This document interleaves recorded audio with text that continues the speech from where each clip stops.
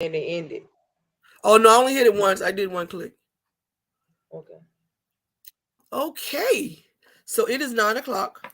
Um, I have been um I have been assured that the craziness that I see on my screen is not happening on your screen. So hopefully, everybody is seeing me clearly and not seeing me with my eyes half blinked and all the other crazy stuff you see sometimes when there's like a little pause in between. Um, do I need to bring? Oh, this is. Let me see if she's ready to come on. Let me see. I'm gonna push and let her come on, but see if she's ready or she just wants to wait.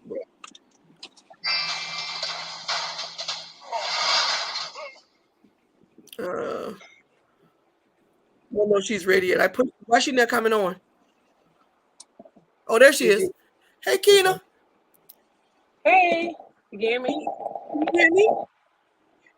Yeah, I can hear you. I don't know if she can hear me yet. She might Yeah, have her she. micro. She might have it off. But No, she. anyway, so we're I here can and we're hear. going. I wanted to have this discussion because in one of our, in one, say it again. I can hear you. Hey, yeah. Hey Keena. Hey. Um. So I wanted to have this discussion. That's good. I wanted to have this discussion because I am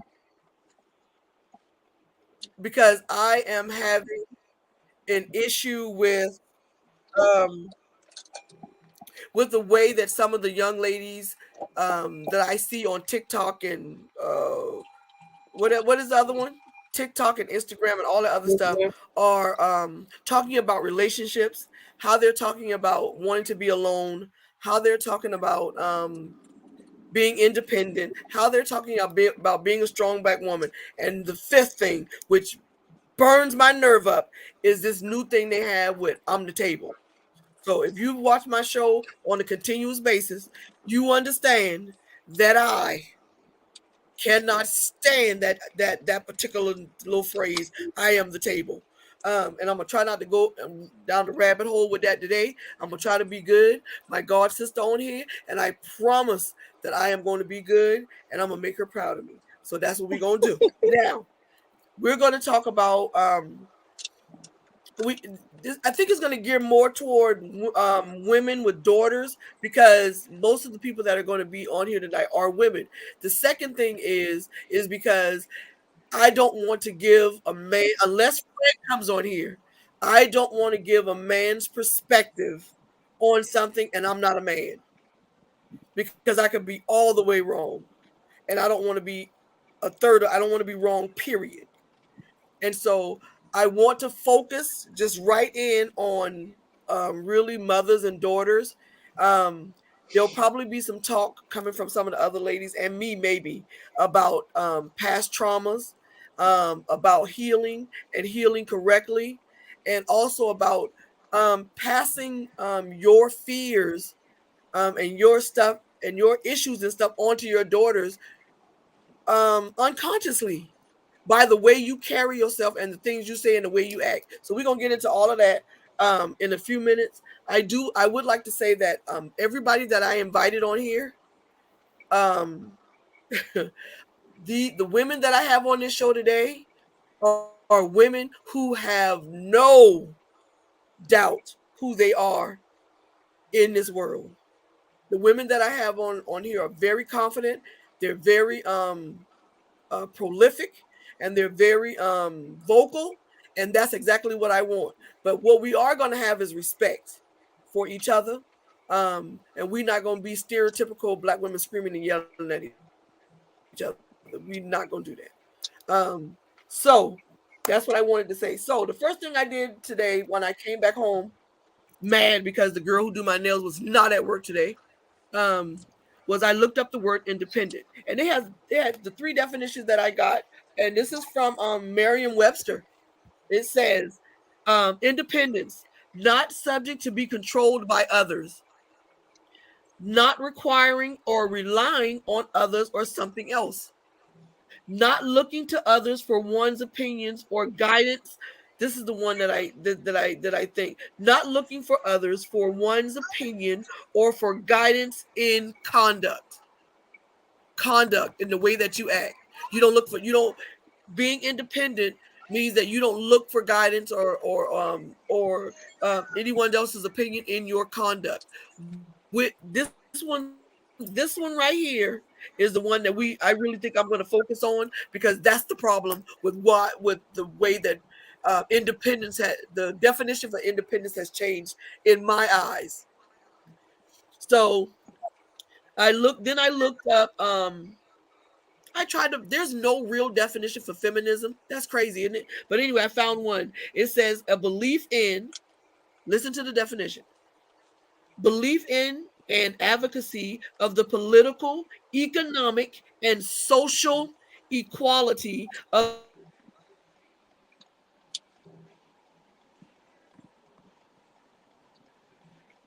Okay, y'all, stand by. Her she's losing her feed.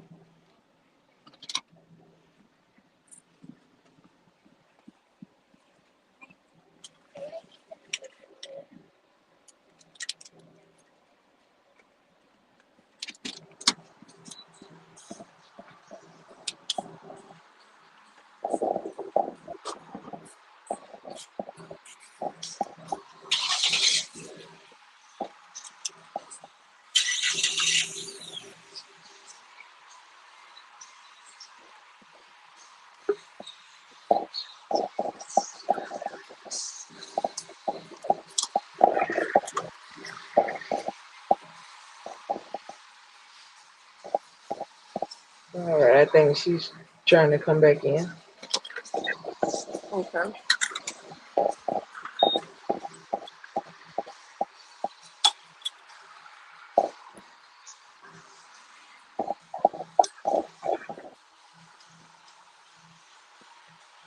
Yeah, her screen is just rotating.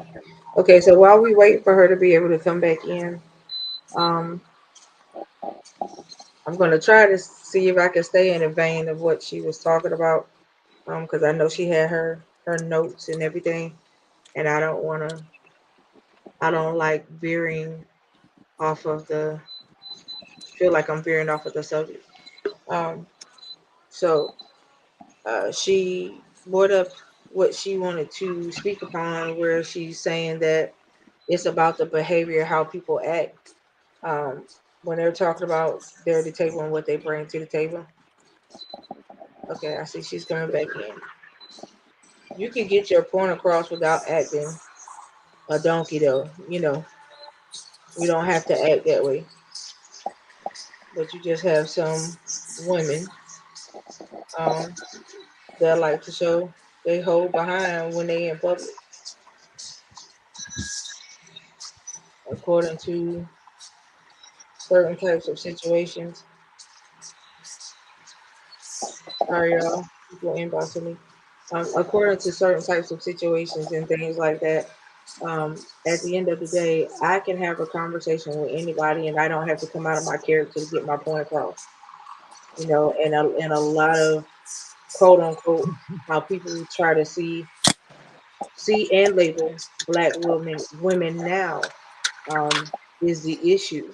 There are some black women that do fall prey to the stereotype because they live up to the stereotype that people put over them, and that's not what we're supposed to do. We're supposed to be able to go beyond that or act in a manner that makes a person who's trying to stereotype you eat their words, because that's not you. But often than not, it doesn't end up being that way. I have been um, around some situations where I have seen the guy, the male in the situation, act worse than the female out in public when they're having a disagreement or a spat or a talk that he don't want to have. And that's not good either. If you're in a relationship, especially a marriage, um you should never disrespect one another in public. Um that's just not what you do. When you get home, whatever y'all got to talk out and air out, that's what you do. But there's just certain things that I don't agree with when it comes down to um, how people act or show their character when it comes down to certain situations. I myself have a husband, but I would never disrespect him in public in front of nobody. Do I feel like I'm an independent woman? Yes. I'm an independent woman with a whole husband at the end of the day. I do my thing that I've been doing way before we met and way before we got married. I didn't stop doing me because that's my career. So at the end of the day, you know, I'm good with or without. But you have some women who have taken on what we call the man's role in the relationship, um, who feels like she does it all. And even when the man comes along in the relationship, she doesn't know how to step herself to the side to allow the man to be the man because she's just been so used to being quote unquote Miss Independent, as they like to use. Sometimes you have to learn how to um, relinquish um, relinquish the reins when it comes down to that type of thing. And it's okay to allow the guy to be the guy in your relationship because as women we're not meant to do it all. It's not our place nor position really. We supposed to be the helpmeets in the relationship. And at the end of the day, that's what we should be doing. We should be helping. Um, but too often than not, you do see a lot of women who have just taken on the masculine role in the relationship. So at that point, you don't know which way the relationship gonna go because not all men are comfortable with the woman being the breadwinner, being with the woman who heads over everything and then just delegates whatever she chooses to delegate to him, whether it seems like the roles have been reversed. So with that being said, I do believe Miss Keena, you were invited on to be her guest. What is your take on the situation of how a woman considers when she considers herself to be independent? What is your, I guess I'm asking, what is your definition of an independent woman? Okay, hi. My definition of a independent woman is basically one word: self-sufficient. I truly believe. I mean, it's actually something that I live every day. Even when I was married, I'm currently divorced, but even when I was married, that's always been a thing for me. Um, when you want, I mean, you have to have the motivation within yourself and be confident in yourself to know whatever it is that you set goals for your own self or whatever it is that you need. Be confident in knowing that whatever it is that you're able to get it on your own. 5094. Sorry, y'all. But yeah. And uh, for one part, when I was married, there wasn't any disrespect there, but I was never taught to be a man because I'm a woman. That's one thing. But I was also taught to know how to do it on my own. So therefore, when he seen that he couldn't do or didn't know what to do when it was a role of a man, quote unquote, I knew what to do. So it can either be me trying to teach you, trying to show you, or if you just blatantly just didn't even much care, I'm still going to get it with or without the help. Some people may take that offensively, but what is a person to do when you can't do, when you don't want to do? Right. Uh, and then another thing, even when areas within that relationship failed, people look for you to fail when they're no longer when you're no longer with them. That could be the male or the woman. That could be family members, friendships, whatever it is. But my job as a woman was to let whoever know that whatever happens negative, no matter how it impacted me, whatever it is that I've set aside for myself to do, I'm going to do it.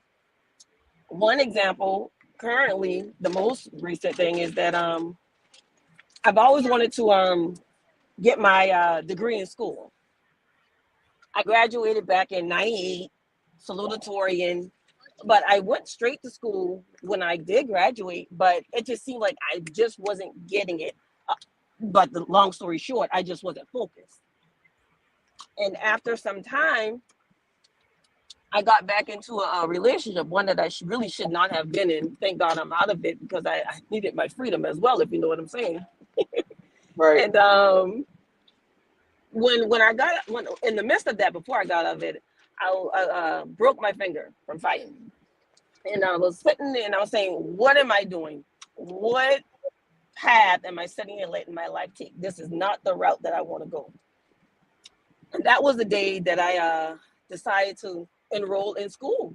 It was a long term goal that I know I could have, and I just wasn't focused. I was involved with the wrong people, not even only relationships, just friendships as well. I Come needed on. to clear and make, I needed to clear my path. Come on. And for a while, I stuck by myself for a long time. And if I was around anyone, it was only one other person. I needed some time for me to find me and reinvent me.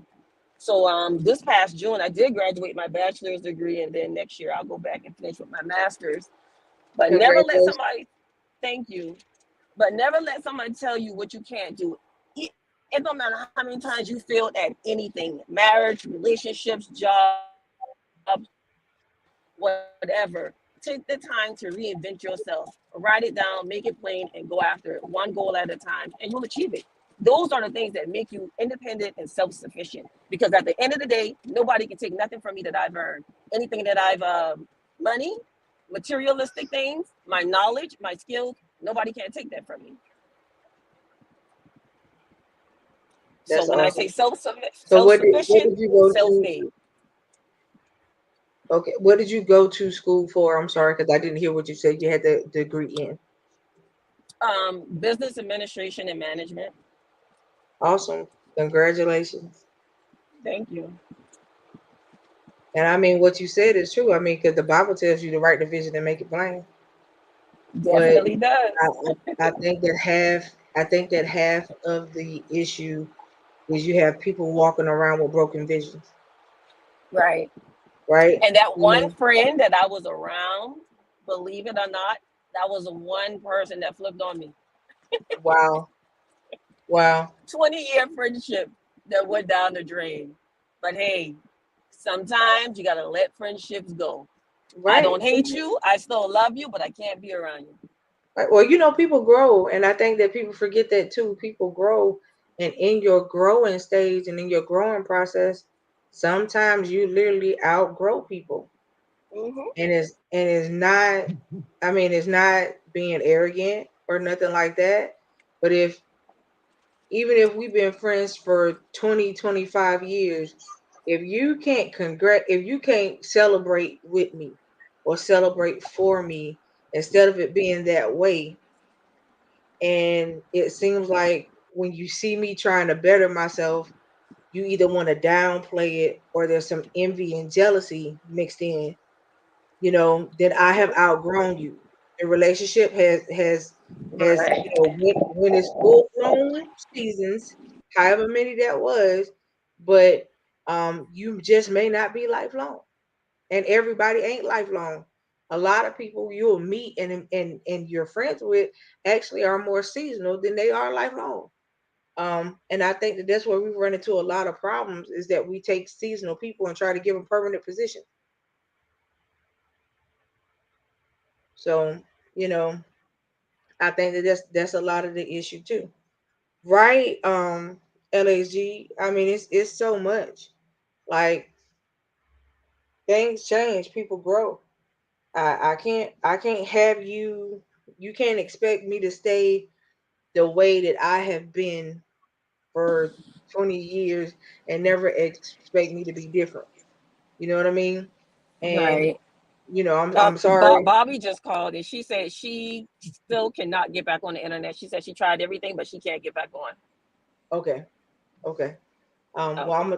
I'm gonna do my best to do what she would have done, just try to keep the conversation rolling until she could get in. But I just know that sometimes we do take people because I don't know if you heard me when you was switching over for the call, but I think that a lot of the issue too is that we take seasonal people and try to make them permanent. All right, I think And you're starting to freeze now. am I freezing now too? Okay, I can sit here and see you now, but yeah, you're starting to freeze as well. Okay. I think everybody, I guess it's just the internet that, the web don't want to hear this conversation tonight.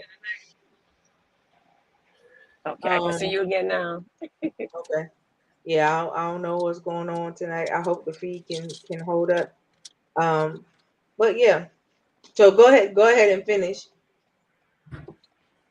But yeah, I was just saying that that was the one person, that whatever what I was dealing with at that time. She was, that was my friend. So I thought, but what I realized later on down the line is the more she was my friend when I was down, but then when I was getting up, nowhere to be found. Nowhere to be found. Right. There in the negative things, but then when it was more positive, more than negative, you're gone. And to this day, I don't even know what her issue was, but I did because I'm a woman. If I did something wrong, let me know. So that's what I called to find out. But she was like busy and she's like, I couldn't talk and didn't want to talk.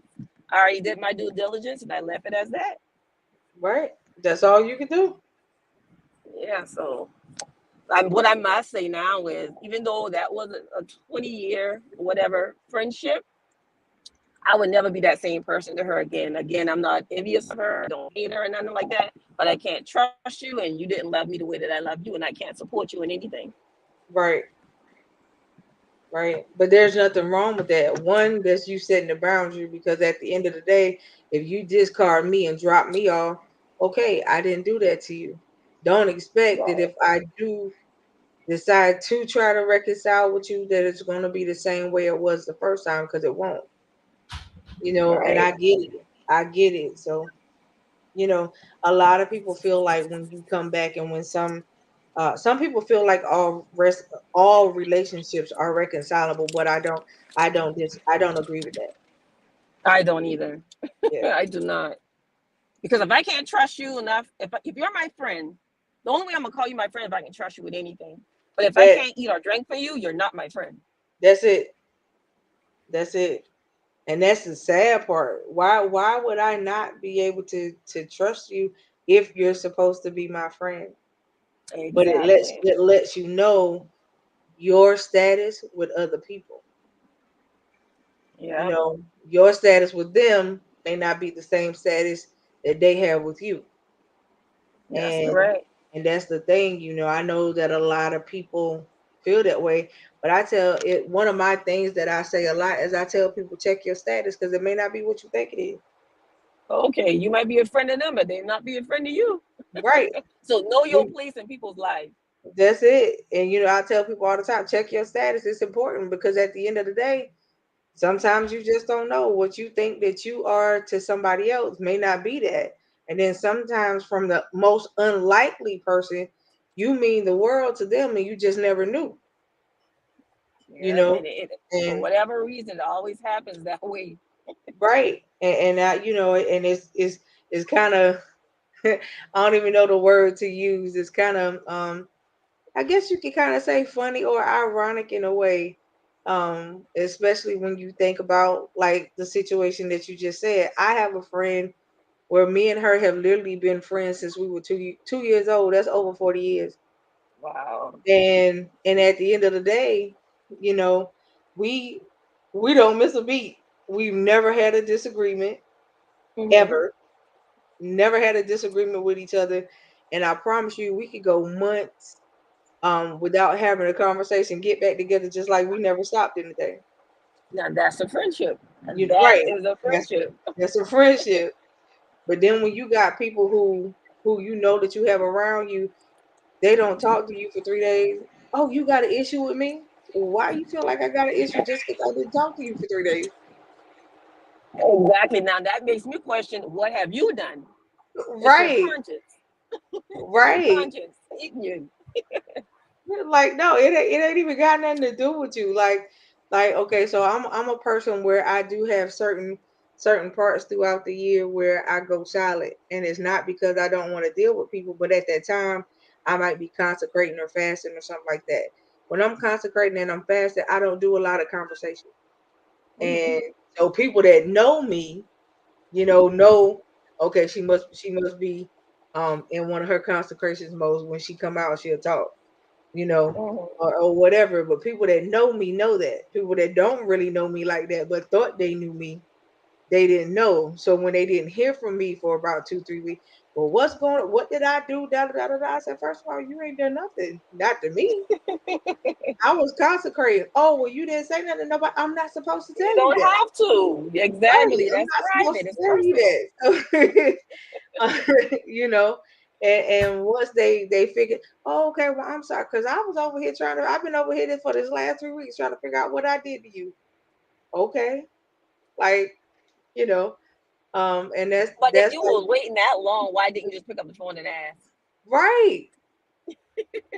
I'm like, yo, you could have sent me an inbox, a text message, something, but you ain't even do Exactly. that. I would have replied, because if I could reply via text, I don't have to verbally talk to you. Right. So if you just would have asked me, I just would have told you. But you wait a whole 3 weeks, and then this is the approach I get. That's No, crazy. so I you think just that's a lack of maturity as well. got right. But everybody not on the same. Sometimes just you and certain people not on the same page anyway. Mm-hmm. Um, so it's just little stuff like that. And then, like I was saying earlier, um, so before you got divorced, I had to ask this question. So before you got divorced, if you and your spouse would have had an issue out in public, would you have waited until y'all got home to talk about it, or would you address it right there in public? Oh, back then? Oh, it just definitely depended. It depended on my mood and what was going on. Okay, so let's just say I'll use like going to the supermarket or something for example, right? So Uh-huh. let's just say y'all in the supermarket, and say that let's say he forgot the list, because I don't know if you write your stuff what you want to pick up from the market down. Let's just Okay. say he forgot the list because you told him to grab it and make sure that he had it when y'all left the house, but you get to the supermarket, find out there's no list. Would you spaz out on him in public, or would you just talk about it No, later? that's minor. That's simple. I mean, that's not even worth the conversation to me. Right, But but you got women that I have seen who would just make the biggest scene out of something like that. that's crazy. I mean, literally, I've I seen would, it before. and if I was the man, I would just leave her there by herself looking crazy because that's so juvenile. Like, that's not even worth an argument or a disagreement. It Right, happened. It's a mistake. right.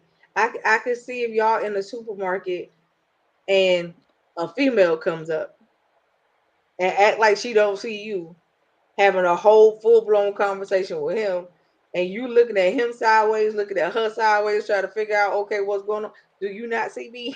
Kind of situation. You know what I'm saying? Now that I can see being a different reaction, but the Oh, whole thing yeah. of leaving the grocery store list at home, when I tell you this chick spazzed out on her husband so bad, I was just like, ooh, wow. I If you're mean, arguing over a grocery list, that is a miserable person. yes, because There ain't no way. everybody asked him, they was like, do you deal with this all the time? And Uh-uh. he was just putting his head down. He was like, yeah, this is what I be trying to talk to her about all the time, but she not listening. And I was just sitting back like, wow, just shaking my head kind of thing. And I'm just like, I have never in all my days seen it like this right here. Are they Like, still not together in today? public. Right. And I was just like, and I really felt bad for him. And then I asked him, like, get ready to go out. I said, are you married to her? And he was like, yeah. He said, we literally just got married. But he said, but we've been together, like, they had been together like 8 years, and they had just Okay. literally recently got married. And I was like, but you didn't see this type of character before you married her? And y'all been together 8 years? That's a long time. He had to see something. Right. And he was like, yeah, I just thought the things were gonna change. I said, see, that's where we get it wrong. If you see it beforehand, What make you think it's going to change after you say I do? Right. Nothing's changing but the name and the relationship status. That is it. Right. And I mean, he was just like, he was like, yeah, I don't. He was like, everybody telling me that I made a mistake. I said, honey, you got to live with your actions. I said, but if y'all ain't been married a year, you can go get an annulment. Are you sure that that's what? Okay. Right? Like, are you sure that that's what you need to be doing? And he was like, I Yeah, should that's too listen. much right there. Right? It was a lot. And then there's another scenario that I was in. I was in Sam's, and this time it wasn't a female. It was the husband that was loud, irate. I was just like, oh, wow. Like the Now, way see, I had one of them before. oh my And the God. first couple of times, because see, I don't like to bring out the old me. Right, right. So I'm like, let me let that fly. And then it happened again behind you on that third time. When I matched that energy, you realize not to ever play with me like that again.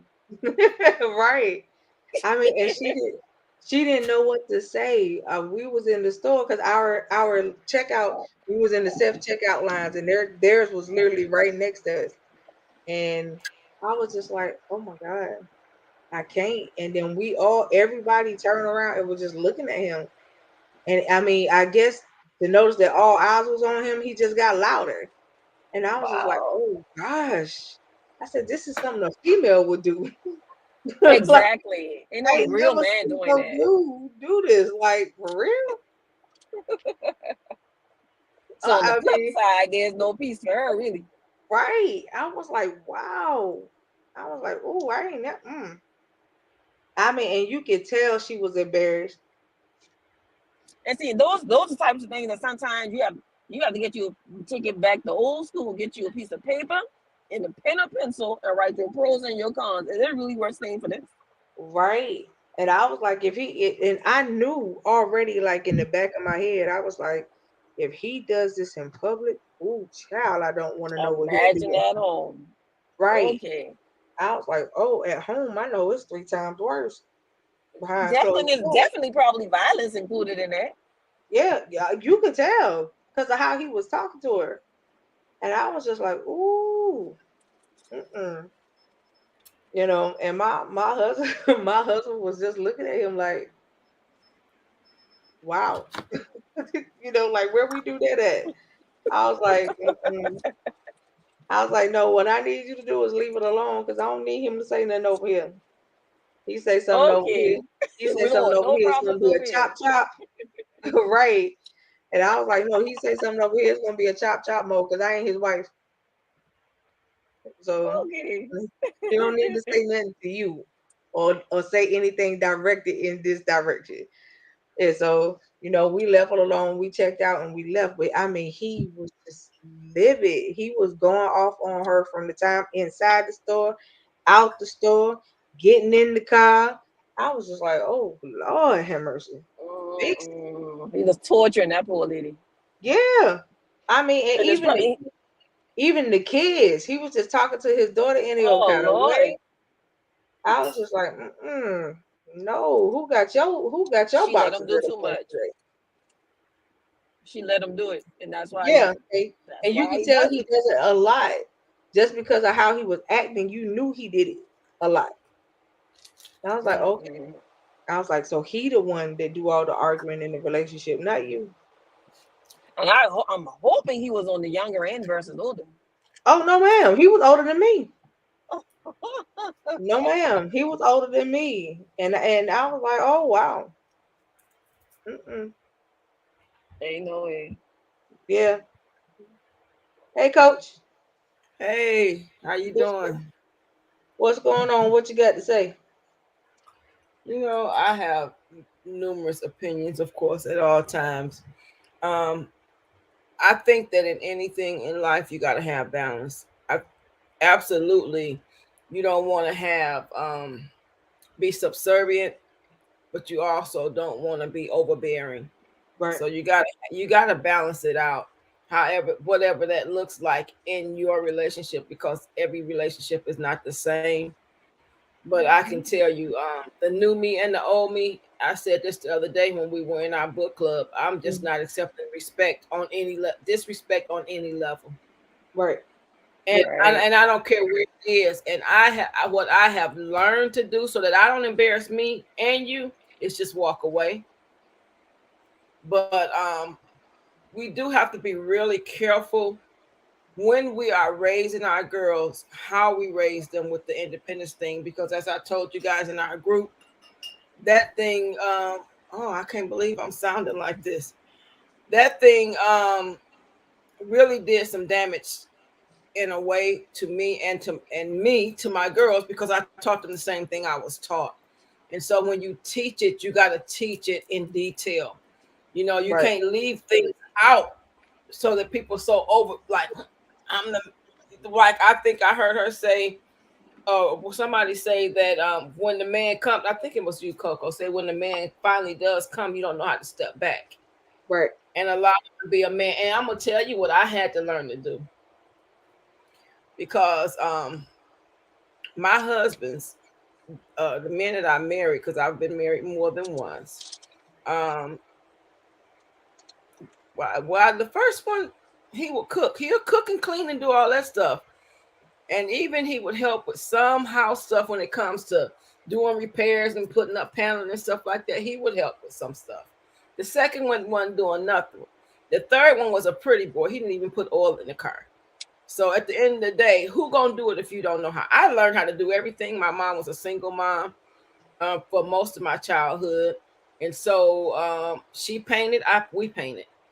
If she put up wallpaper, we put up wallpaper. If she put up drywall, we learning all the stuff we learned from her. I remember I was a kid. My mom was a nurse, and she worked for full time at one place, and then she worked in the pool, so she was gone a lot. So I had to step up and do things that she couldn't do because she wasn't there. And I learned how to light the hot water tank and the furnace as a child. My husband's, especially that last one, didn't know how to do none of that. So I think when you get into a marriage, you got to look at what you bring to the table. Mm-hmm. And if you're lacking in that area and you don't want to learn as a man, then why hinder me if I already know? Like, I paid $800 for somebody to paint something that I could have painted better, because he was like, I don't want you painting. You don't want me painting, but you want us to pay $800. We can do something else with that $800. Different things that needed to be done around the house. I knew how to do it. He hired one guy to come out there. You don't even know how to hire people. Let me hire him. He hired a guy to come out there, and the guy came out there asking me for tools. I said, absolutely not. I'm not paying you to do the work and giving you my tools. You're not about to screw me without no grease. That's not about to happen. Oh God. Right. So you know how to pick a service man. Everybody you pick don't never come back, don't finish the job, but you pay them up front. I wouldn't come back either. That's not how you do business. This man didn't even know how to balance a checkbook. Oh no. So as mothers, I had to teach him how to do all of that. He had $10 in his bank account.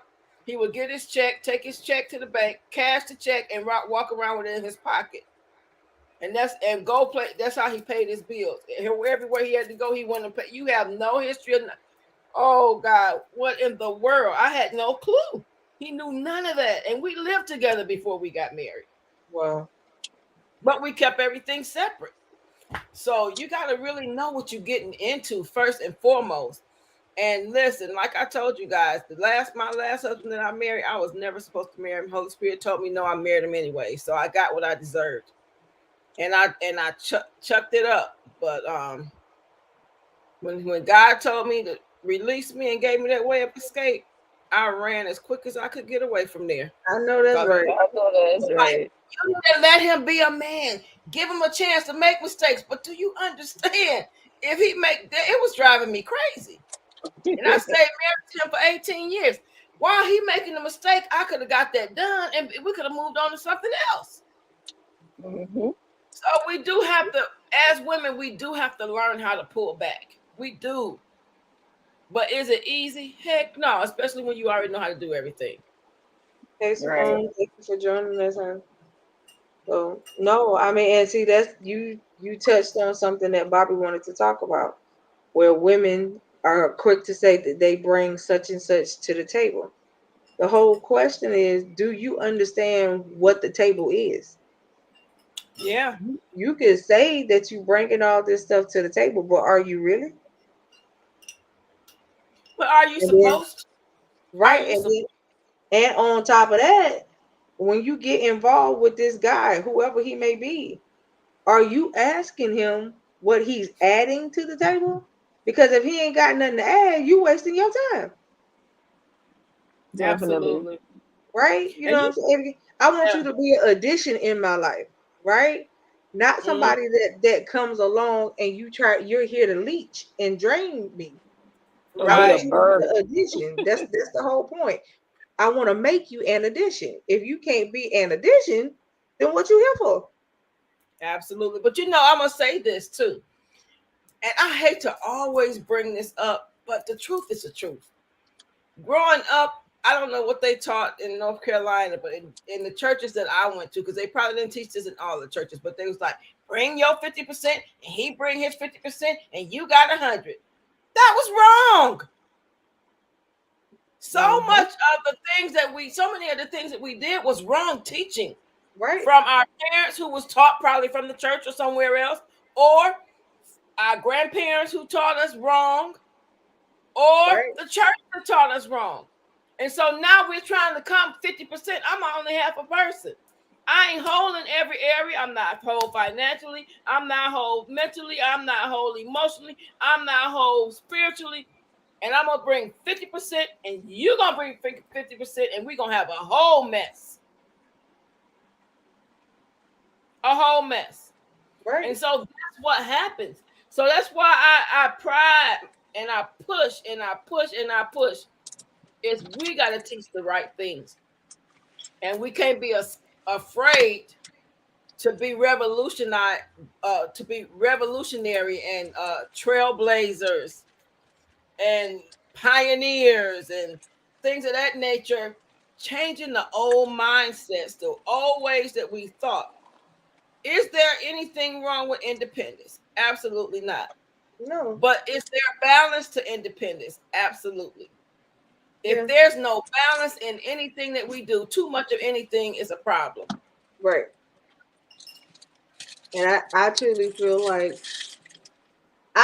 when you come into a relationship, and you ladies let me know if y'all agree or disagree. First of all, I wouldn't bring if I bring half of me, then I'm not involved. Right. I feel like when it comes down to that, I'm gonna come in at 100. Whether Hmm. you get to keep that 100 is up to you. But I'm gonna come in at 100. Absolutely. You come in at 100, that multiplies what we got and makes it so much greater and far greater than what it is. But if I come in at 100, you come in at 25, there's a deficit. Yeah. And a lot of times I think that that's the issue too, is that we start relationships out on deficits, know that we see the deficit from the beginning, and still choose to have a relationship anyway. Right. And I'm gonna How be how honest. how often than not have we been in a relationship and you literally either say it out loud at an awkward time, or you say it to yourself behind closed doors and say, I wasted my time. What in the world did I get myself into? Right. Like I literally have wasted my time. I don't wasted my time. You don't wasted yours. You know what? I'm sorry. Let's say we sorry to each other and go about your business. Right. That's right. And listen, Because I'm not proud to say I've been married 3 times, but I am proud to say I've been married 3 times in a whole nother way, because had I so the days of staying just to say you married, right, it's a wash. right, It's a right, wash.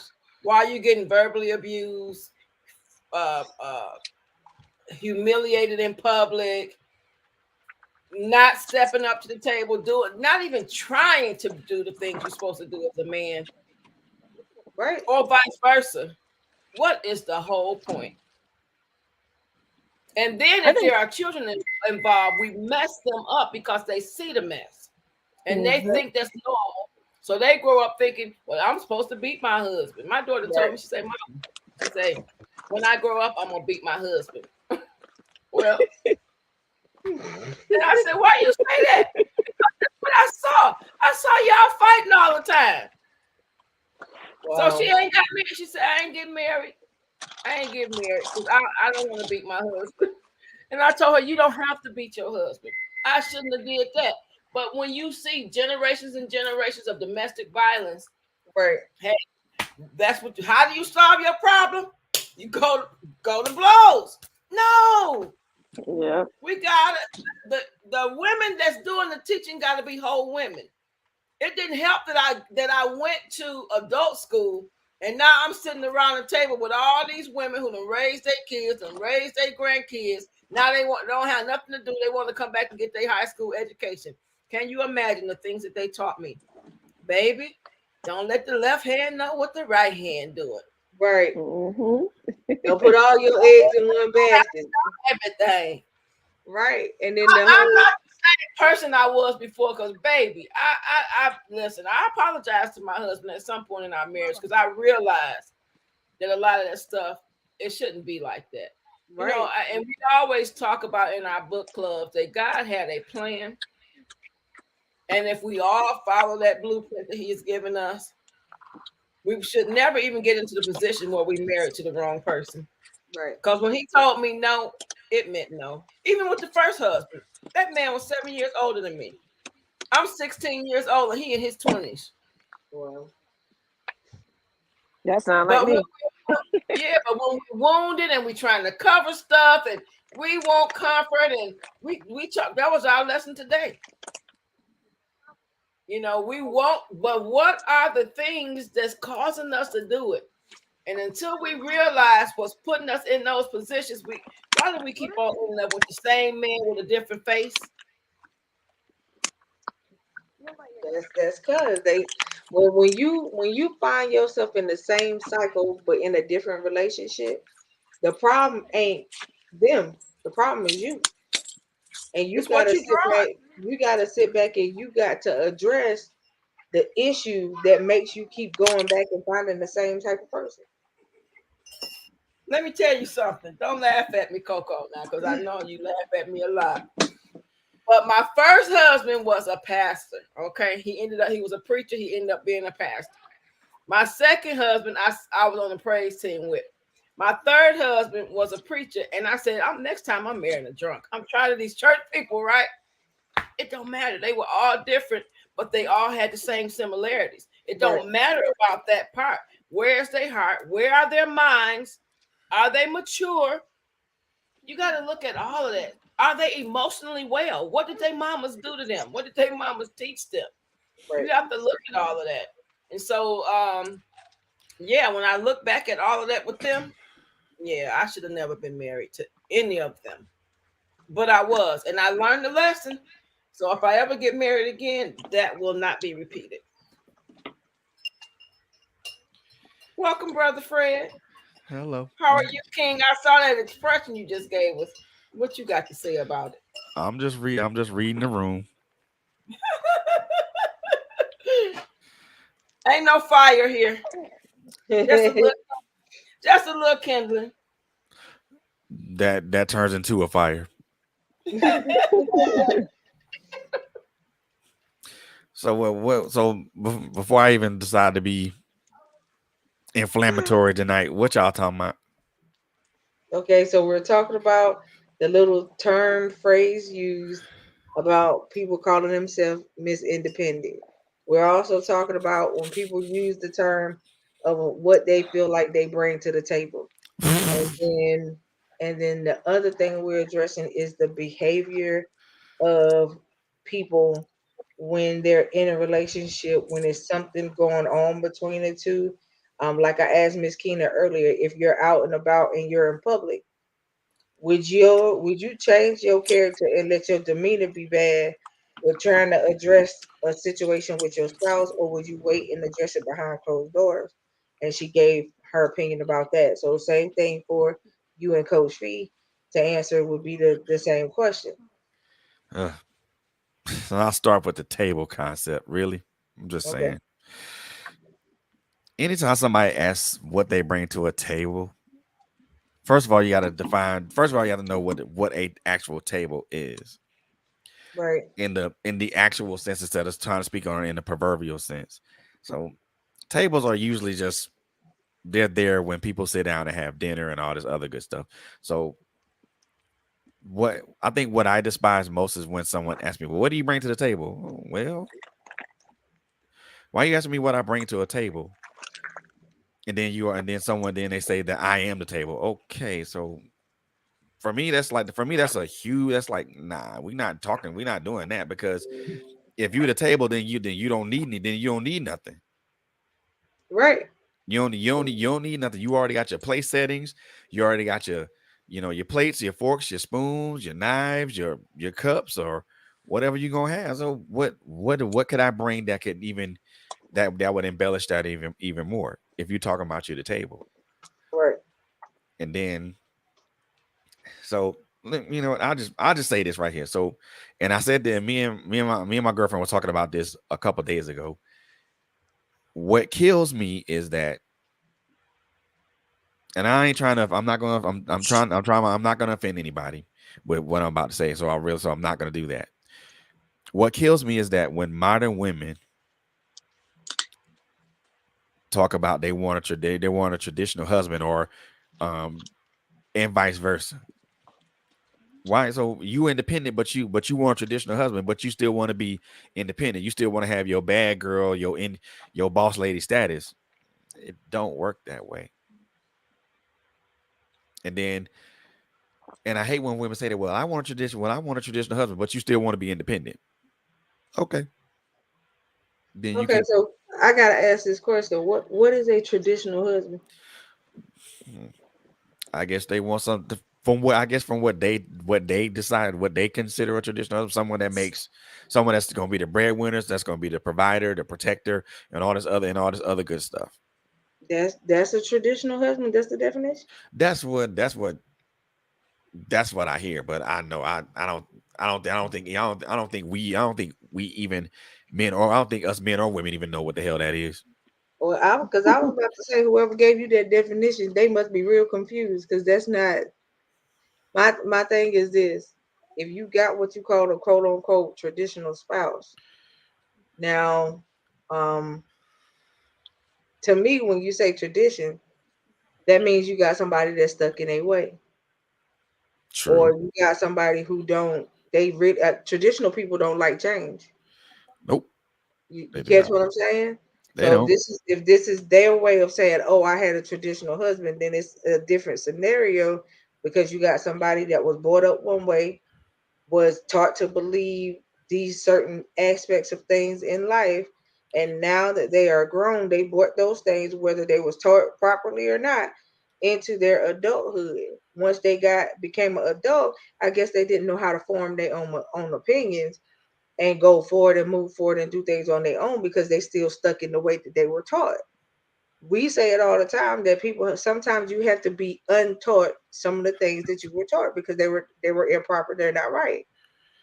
Right? So I mean I totally despise tradition. It's not my thing. I don't even celebrate the holidays like everybody else do. Exactly. You know what I'm saying? Because the holidays are not what people think they are, so I choose not to celebrate them. Holidays for me, or the things that I choose to celebrate, is life. So when people have birthdays, I celebrate those. But I do not celebrate Christmas. I do not celebrate Easter because I ain't running behind no bunny that's dropping eggs nowhere. I don't do Christmas because why do I want to give my money to the fat white man with the beard? I don't do none of that stuff because that's not what I'm about. I will celebrate your life though because God allowed you to see another year. Mhm. You catch what I'm saying? So I Yeah. don't do tradition. And even with Thanksgiving, I love for the family to get together, but why we gotta wait to Thanksgiving to do it? Mhm. You catch my drift? So I they got just you. certain stuff that I just don't I can't fathom. You know what I mean? And that's just my personal opinion. You know, because my mind don't think like other people.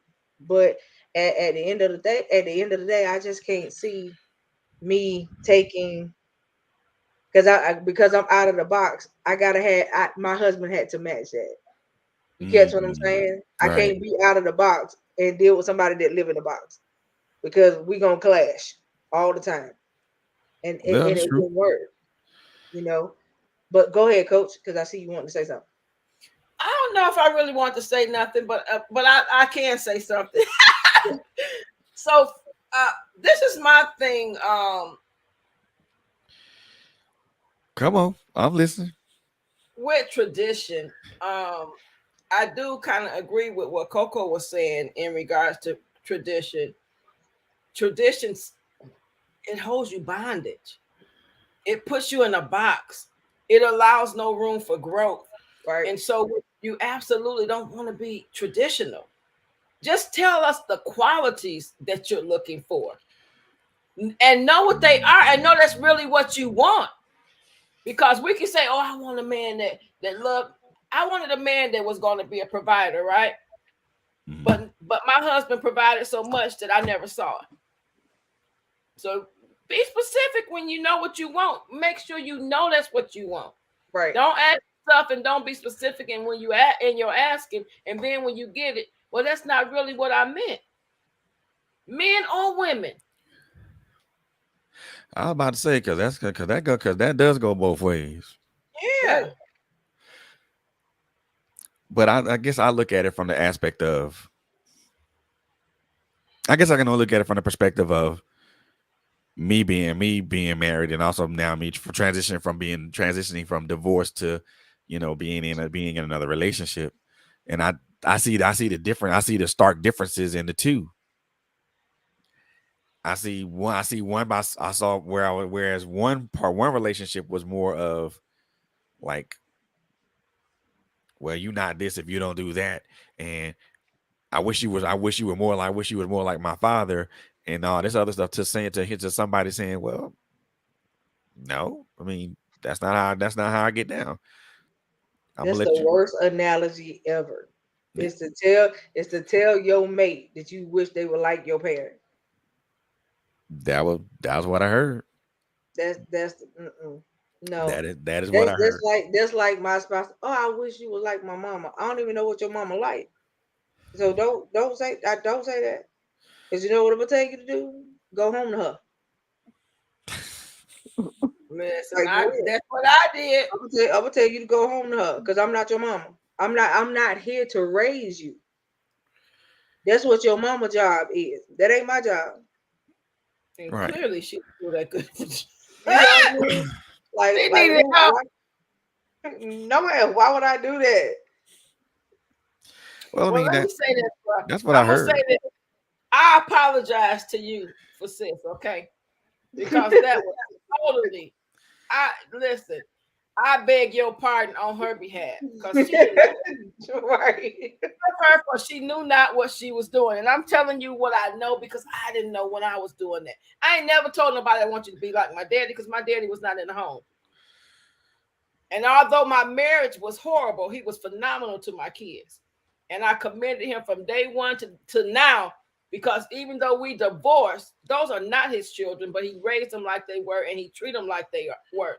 He just wasn't prepared to be a husband. But the examples that he had were horrible. And so I'm learning to look at people from where they really are and not where they try to project that they are. Because people will make you think they whole when they so broken themselves. Come on. So and it's really, that's why I say I am totally not the same me. I didn't care before. I don't care why you like you are. This is what is not about to happen, bro. And I was ready to go toe to toe. And my sister-in-law said to me in my first husband, she's like, what do you think? Do y'all think these kids have elephant ears and can't hear? And whatever kind of eyes she said and can't see. And I bust out laughing. She said, it's not funny. They see y'all fighting all the time. She said, is that what y'all want them to see? And my daughter told me, she said, Mama, when I grow up, I'm not getting married. She said, if I get married, I said, why? She said, because if I get married, I'm gonna fight my husband. Why? Because that's what she saw.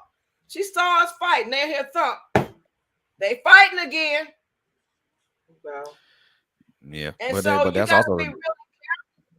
You gotta be real careful what you let your kids see and what you don't let them see. And you gotta really sit them down and tell them the truth about things. To stop trying to cover things up. What happened in this house, stay in this house. Tell your kids the truth. I went back to my kids after all those years. The horrible wife that I was, he was a horrible husband too, but that don't have nothing to do with me. I'm responsible for my actions. I apologized to him, and I went back and I apologized to him, not the first husband, this last one. And I said to them, what I taught you was wrong. Yeah, I want you to be able to take care of yourself. Yeah, I want you to be independent. But I don't never want you to be so independent that you cannot allow a man to be a man. I mean, just even sometimes the very words that we say can be destructive to a man. And once you tear him down, no, spend your time trying to build him up. If you see a deficit in your man, my co-pastor used to say this. She said, they are the head. Let them be the head. Right. But you be the neck. You be the neck. You learn how to love on him and to groom, to make him into that man you want to be. Because guess what? Every time I started over, I had to start all over again from from this man that was like a little boy when I could have put all that energy into one and did it right the first time. But because I was 50% and he was 50%, because that's what we was taught, that's all we needed. You got to be 100% in every area, or as close to that as you can be. Right. Two halves of two people don't make a whole. That's what they used to teach, though. Right. And I hate that, because everybody talking about, well, it's 50-50. No. It's 100-100. I'm giving you 100% of me. You giving me 100% of you. And then when we're gonna work this thing out, and we're gonna make it do what it do. You know. And I hate when folks say that, because nah. The minute you say 50-50, the minute you say it's 50-50, it's a problem. I'm out of here. That's an immediate problem. I'm done with it. No, we're not even talking. We're not even going to address that. Fire with both hands, deuces. That's it. It ain't even gonna be that. I'm a solution. Say I'm out of here, because you're not gonna tell me that I only gotta give you half of me for our relationship to work.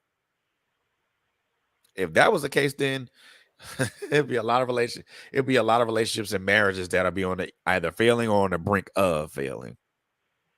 Well, it was. Right. It was. Or they stayed, even though they were getting black eyes, they were putting the makeup on or whatever, Even the men that I actually feel like the first makeup palette was made for that. Mm-hmm. Yeah. I think that's why somebody came up with it. Of course. It wasn't because everything was okay.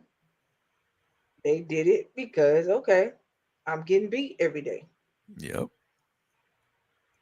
But then you had these people that stay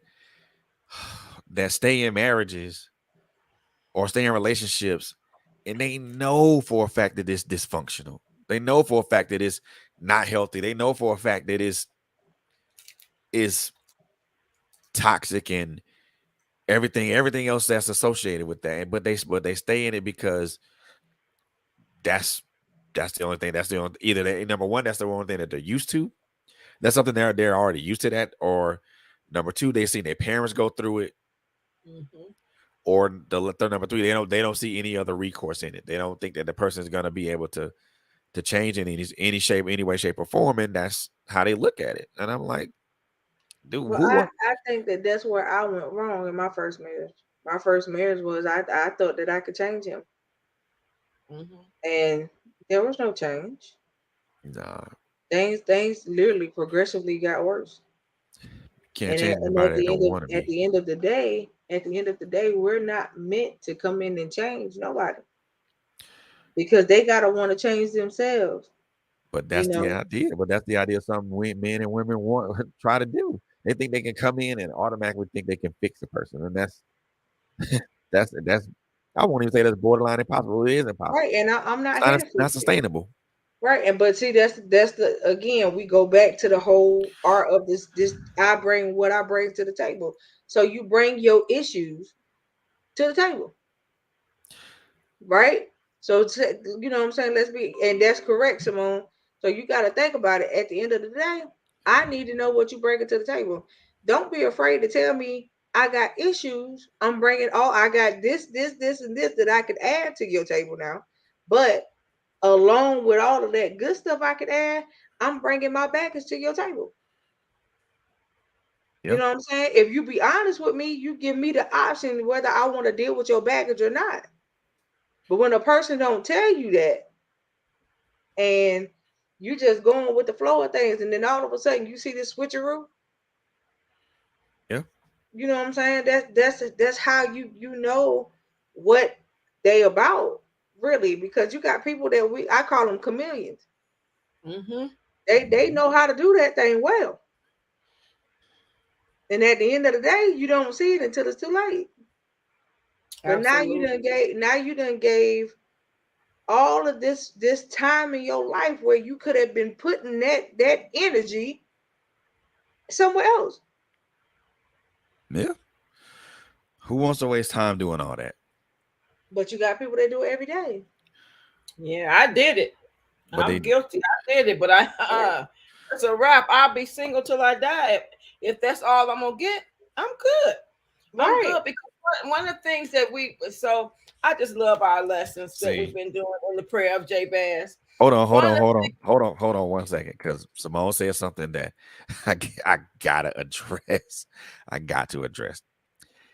If y'all divorcing, so let me address that real quick, because just because you divorce somebody,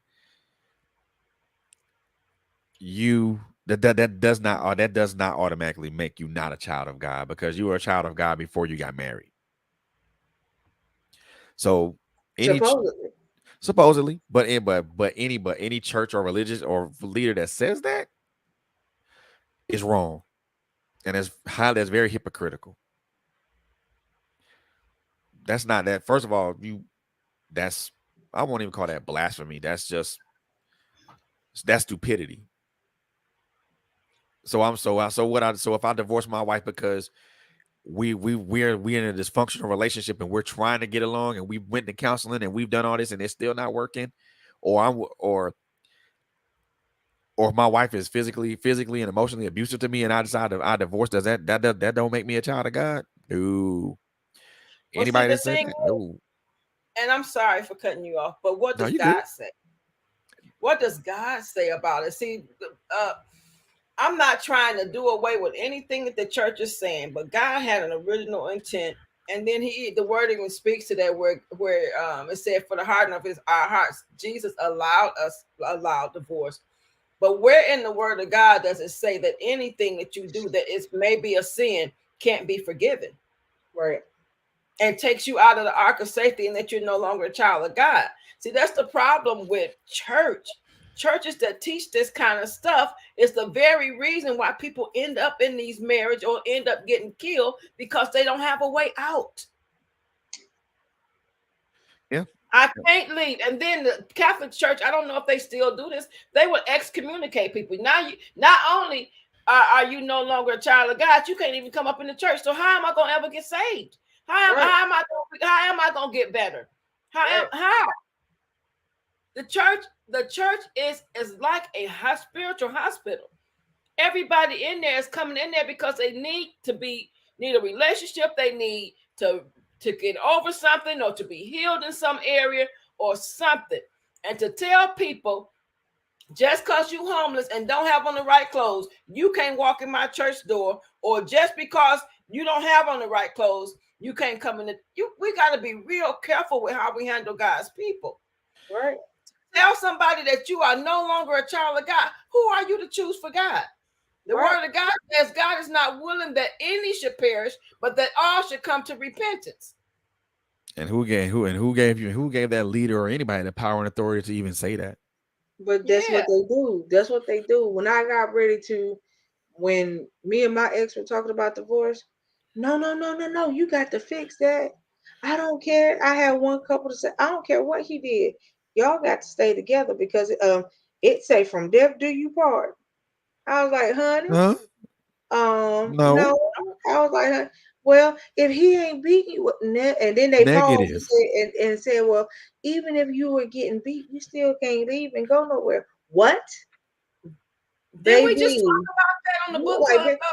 yeah, but like, baby, Yeah. that's not gonna happen. That's not gonna go down. Did you forget who you were talking to? No. If he See, would have lifted a hand, he would have drew back a dub. No, no. Y'all would have been getting a prayer call. Tell me you might want to pray for him. He missing a limb now. Well, but why they he missing a limb? Because he put his hands on the wrong one. No, like no, but they you want don't they do want people to that. stay in these relationships that's not Right. sustainable. And they're not right. And look at It's the not numbers. even that. High. I have seen churches literally put people together that they know shouldn't be together. I have Mhm. seen because their child is a PK kid and their child messing with this person. Well, since you messing with my daughter anyway, now you got to marry her. You done What you tainted her. mean? What you mean? You just pretty much prearranged a marriage. No, we're not doing that. Under false We're not. pretenses. We're not doing it, and not even a false pretense. You said that the father looked at the dude in the face and said, "Okay, well, since this is what you want from her, in order to get that, you got to marry her. And if you're not gonna marry her, then y'all need to part ways." So you prearranged And a that marriage for your kid and somebody else based off of somebody else's emotion. No, or under duress. Most no. times that's And under I've duress. seen it. I said, when do we start? When do we start prearranging marriages? We don't do that. I've seen that happen. That's some old back in the day stuff, but we don't do I've seen it. that Shotgun happen. No, wed. Yeah, no, shotgun wed. right. No, no, ma'am, no, sir. We not doing that. You could be miserable by yourself. You could definitely Exactly. be miserable by yourself. Exactly. Not finna go for the prearranged stuff because that's and again those are relationships that are not that won't even be partway sustainable. I won't even say partway; they won't be sustainable. Period. If you asking me to marry your daughter under duress, come on, man. You already know what about the outcome of that gonna be. Yeah. My thing is Uh, this: you can't put me with somebody I don't want to be with. I don't Exactly. care how much you try to prearrange it. You know what's gonna happen because somebody gonna lose out, Exactly. and it ain't gonna be me. Psh, girl, let me tell Because you. somebody gonna lose out. I can guarantee you won't be me. You know what I'm saying? Exactly. Like for real. It ain't happening over here. No. Mm-mm. Yeah. And I think that the real key in that in any sustainable relationship is just understanding who your mate is, understanding your spouse, understanding the person that you're with, and just really just learning that person. You know, Nipsey Hussle said something that resonates with me to this day. Learn your woman, or women learn your man.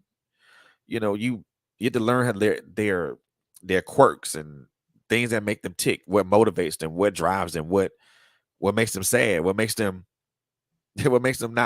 feel bad and stuff like that. I mean, what if you want to have a great relationship with somebody, you can learn the person that you're with. That's as simple as that. Honestly speaking, just learn who you are, who you are with. If you But that's the problem. Even with learning who they with, they still want a microwave watered down version of that. You don't take the time to learn. So how you gonna know who you with? You looking at the outside portion. yeah, But no, yeah, no. that's right. That's what it is. You Then looking at the outside part. Oh, it look good on the outside, but baby, what's inside that the heart of that person you just chose to be with? exactly. Can you deal with that? Can you handle that? Knowing that this individual could do this type of stuff. If you cool with it, then okay. But if you not and you know it's already bothering you now, because they act in one kind of way, what would make you take this relationship a step further and become a spouse to this person? Yeah. But let me say this too. There's a song that says beauty is only skin deep. Yeah. What's gonna happen when that pop bottle turns into a milk carton? Right. I'm just saying. Listen, it's gonna change. Most people do not stay that curvy. Most people don't stay there. Right. What happens when that 6-pack turns into a beer belly? It's got to be more than about what you see on the outside. But for so many people, it's not. I know, but that's why they end up in that situation. I'm probably I can't think of the girl name right now, but I believe she's a Jamaican artist. I think she's a Jamaican artist. She made a song called "Walking Trophy." Lord have mercy. The name of the song is in this song she says I'm a walking trophy. Because that's how the dude viewed her. She was his trophy. And that's how he treated her too.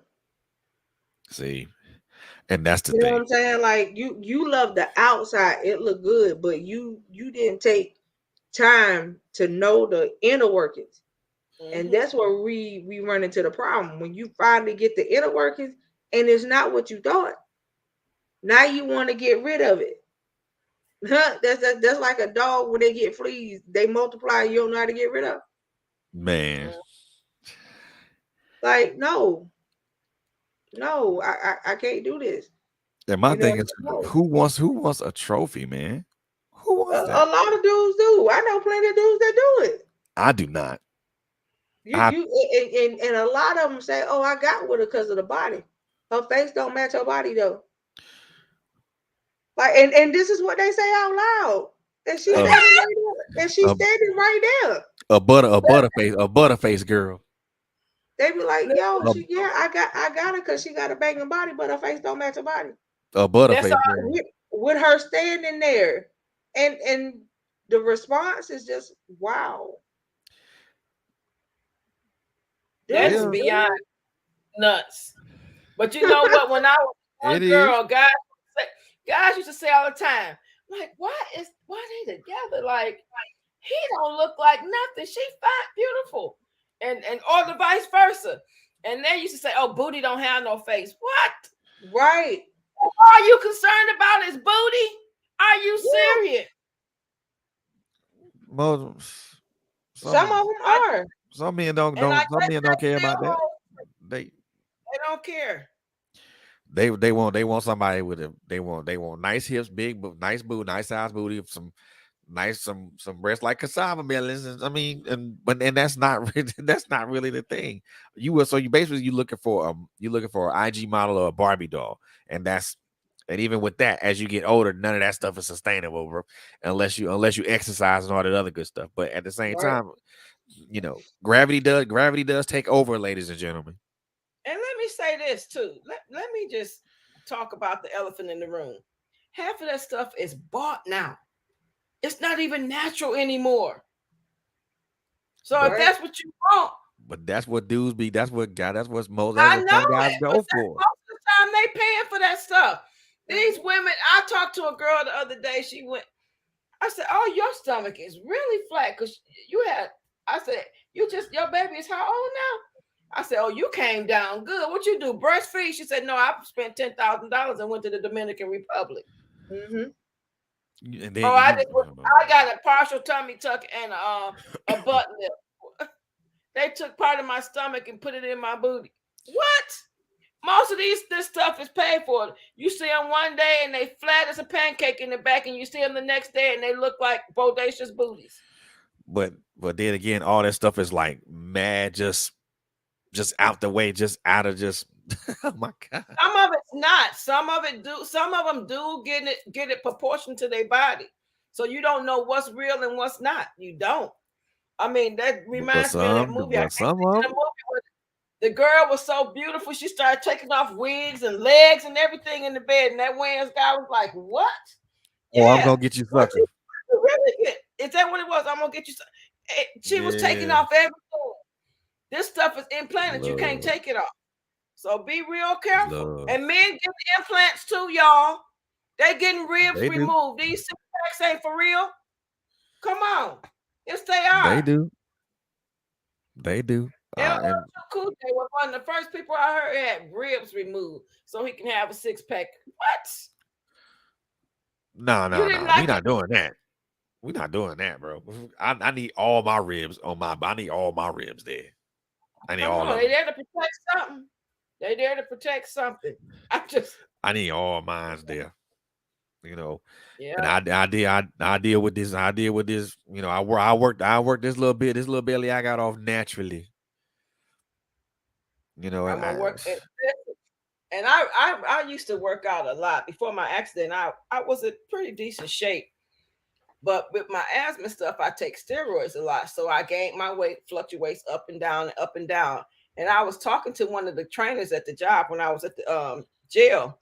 And I said, I'm trying to get a six pack. And all the guys was like, you trying to get what? A woman with a six pack? I say, well, I thought y'all liked the bodies that's all chiseled and we need a little gut. We need a little something to hold on to. I was surprised to hear that. But we used to have those type of conversations at work because what do you really want? Like, do you really want to be happy in a relationship, or you just want something that look good that when you go behind the doors, you going through hell all the time? What do you really want? Will you take what's his name? I can't think of the guy's name. Eddie Griffin over LL Cool J. What do you want? You want the one that look good or the one that's gonna treat you good? Right. You gotta make a decision with the man or the woman. Who do you want? Yeah. But everybody want to pick the eye candy. And going back to the original purpose of this stream, whatever you want, you got to be willing to work to get it on you, not trying to change them, but work on you. And do that during the courtship. Right. One of the things that I've learned from one of my former bishops is this: until you are married, you are dating. Inspect the fruit. Take your time. Make sure that's what you want. And if you see the red flags, don't ignore them. Don't ignore him. He does a whole thing on when he wrote a book on when the right one comes. How do you know? You're going to have to take the time and the patience that it takes to figure out who this person really is. Because I think it was Coco that said, you got chameleons. People can be anybody you want them to be for so long. Mm-hmm. But just keep on working on their patience and you're going to find out who they really are. Right. Take the time to find out who they really are and not just who they're showing you. Or they finally think that they got in good enough with you, and that's what it is. I want to say it was Bobby that brought up a situation where it was LHG. She brought it up. She said that she had met a guy who said that his goal was to get people to move him in with them, and when he got moved in, he would rob her. See, but that's what he was doing. He would meet women, wine and dine, do whatever he had to do so that they would be willing to move him in. Then he would rob them blind, literally. These niggas, man, I swear. Yeah, she did. She said they will go to work, not only leave him home with her furniture, but with her children, and come back home to an empty house, literally. If y'all ain't watching, they are exposing all this stuff on TV, on Catfish and all this other kind of stuff. Half of these people you meeting is not even who they say they are. On the phone, on the whatever, you might be talking to their cousin and they ain't know where. Listen, you just got to be careful. These cats be on some, and this men and women, they be on some straight up. Ooh, Lord. I promised I told myself I was not gonna swear today, but these folks be on some straight up BS. How can you even have the audacity to do that to a man or a woman? You know, you dating women just to be moved into their home, and then you rob them blind. Where's the there's no honor in that. You know, No, There's but no honor in the whole I have a thing. male friend that a female did the same thing to him. Not only did she take all the stuff, furniture out the house, took his car too. see, that cannot be. That You better cannot be be me. careful. You better be careful who you putting name on stuff and all this kind of stuff. Your Right. name on it, her name on it. What the police gonna say? Both of y'all name on it. How do Right. we know? I have a male friend who a woman did that. So it's nobody is excluded from any of this stuff. That's true. That's true. I mean, but at the same time, I mean, like y'all said, like exactly like y'all said earlier. What? Pay attention to the red flags. If it's a red flag present, you need to stop where you at and be like, hold on. I see this, I see that, and I see this. The math ain't mathing, and 2 and 2 don't equal 4. So what the hell's going on? And then you need to make a choice or a decision. What are you gonna do? If you see enough red flags and it's a cause for concern, and it's cause for concern, you need to either you get the hell up out of there. Well, hell, that's really the only thing. That's really the only thing you really do. I mean, if you want to talk to that person about it, then of course, maybe it can be addressed in that. Maybe it can be addressed in that manner in that time. But still, don't ignore red flags, y'all. Do not ignore red flags. And No, because they could cause you a lifetime of hurt. Yep. Absolutely. Can I say I ignored a red flag? And can I say it costed me a fractured right eye socket? Yeah. Don't ignore him, baby. Trust me. If I don't care if that's the only time he did it, because this time he was drunk. I don't care. Don't take no excuses for a man ever touching you. And let me tell you, even the verbal abuse, don't accept that. The demeanor, you this and you that. Don't you do it to him, because I did it, and don't let him do it to you. And if that happens before you marry, it's going to be worse. Let me tell you, everything that happens before marriage is heightened after marriage. Yep. It's a whole new level. You might have had the 50% before the marriage, but after the marriage, you're going to get the 100, boo-boo. That's it. But you're going to get all of it. And that's the thing. I got stalked for years, and then got remarried and was still getting stalked. And I walk in the house and this fool on the phone, because I never changed my phone number because I had it so long. All of my grandparents were elderly in Alabama. They knew the number, and that's how they got anybody in the family if they couldn't get their numbers. I walk in the house, he talking to my husband. I'm like, who you talking to? I'm talking to such and such. Why are you talking to him? Tell him to stop calling. People are crazy. See that type of thing right there, man? Yeah. People are crazy. Yeah, we when I we got issues with that. Yeah. I'm telling you, I ignored the red flags, and it cost me a fractured eye socket and stalking for years. And this is the funny thing. Back then, the police didn't do nothing. They felt like a woman deserved it, right? So when I'm outside of my house, that's even worse, man. Trying to get in my car, and the police going down my street, and I'm hollering help. They turn around and they tell me, open the door and let him in. I said, no. They said, if you don't let him in, we're going to arrest you. I said, then arrest me. Let me call somebody to come get my kids, because I'm not letting him back in my house. They were a part of my problem. He never went to jail one day. And see, that's the thing. I would be on my job, and he walk up in the patient room with me. I'm in a hospital. So y'all be careful when they crazy like that, and they'll be perfectly fine singing with you on the praise team. And when you look up, that fool crazy, and you saw the craziness, and then nobody and his whole family know he crazy, and they don't tell you. So, cause you know why? Because they don't want that problem. They want you to have it. I don't need that. So be careful. I don't need that. I don't want that. I'm transparent for a reason, because I don't, man, look here. I don't need that nor want that. Mm-mm. If you gonna do me like that, and if you bring me to the point that where I gotta do that to you, we may as well not even be even in a relationship, because you But know it happens every day. It does. And I that think that prayer, Jabaz's prayer, is what got me out of it. I'm telling you. Because I sat up all night one night trying to figure out how I'm going to kill him. Because the only way I'm going to get out of this is I got to kill him. she said how I'm gonna kill him. Oh my gosh. I did.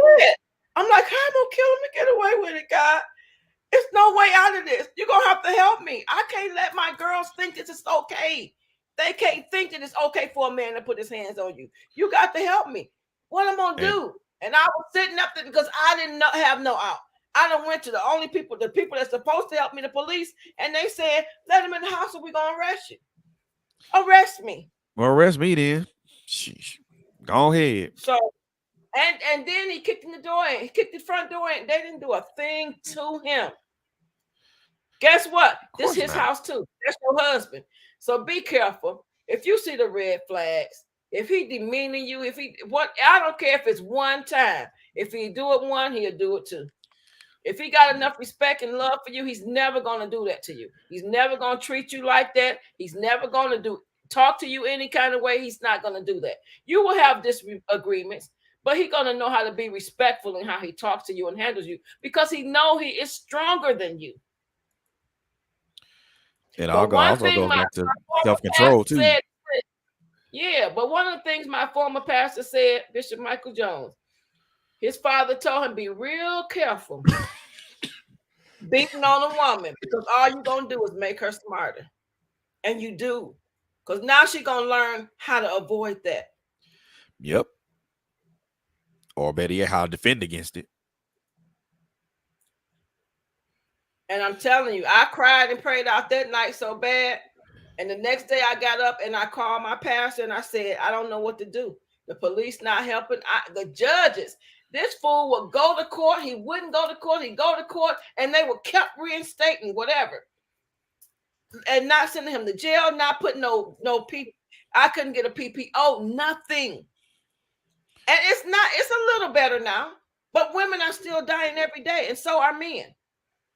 Yep, murder, suicides. It's happening every day. Yep. So don't let no church and nobody else tell you got to stay nowhere. Don't let them do that because that's not what the word of God says.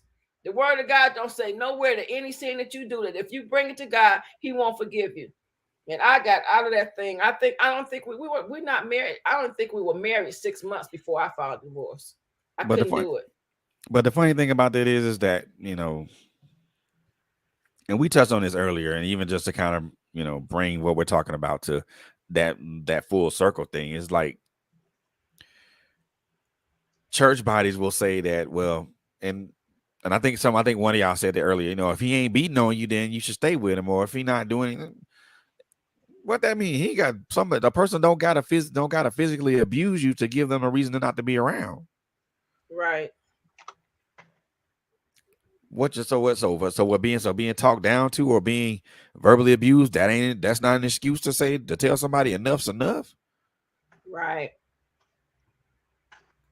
Or you making me or someone making me feel less than a man, or I'm making somebody feel less than a woman. That's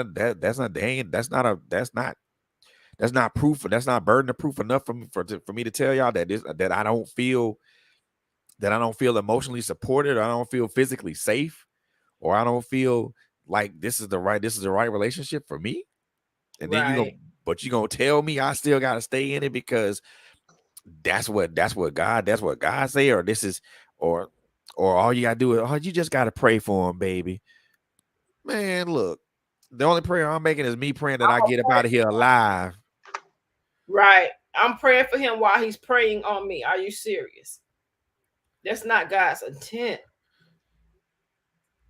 But you want me to sit here and be like, be miserable, be unhappy, and then on top of that, y'all sit there, y'all encourage the behavior,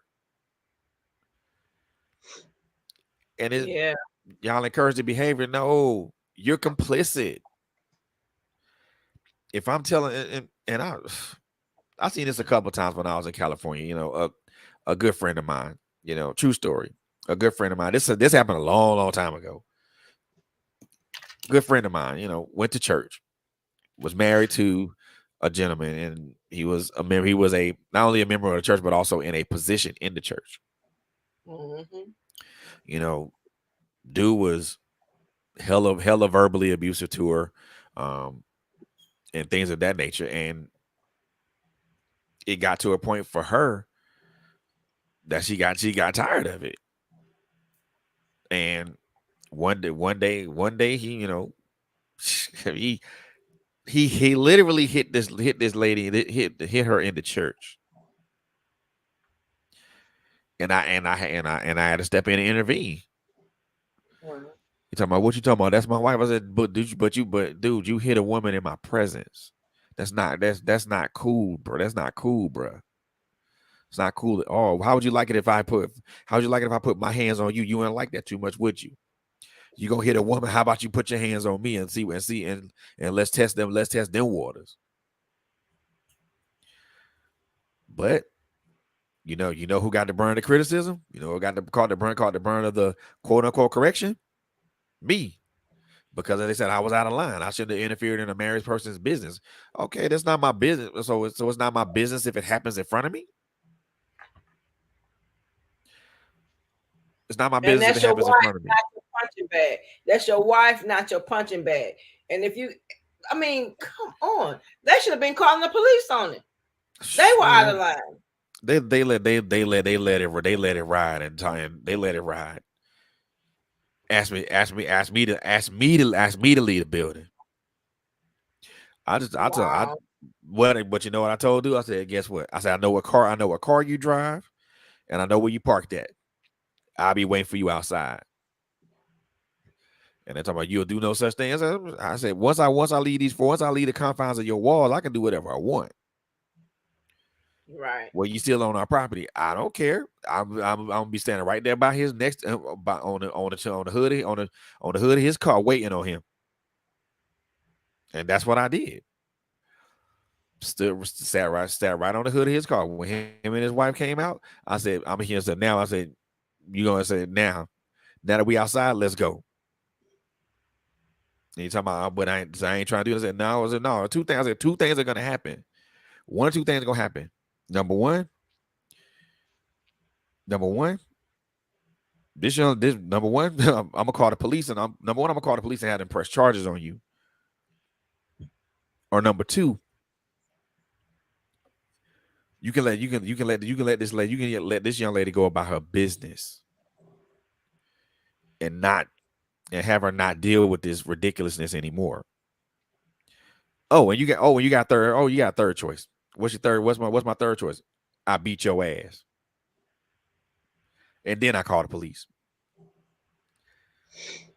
And then she's still gonna go about her way.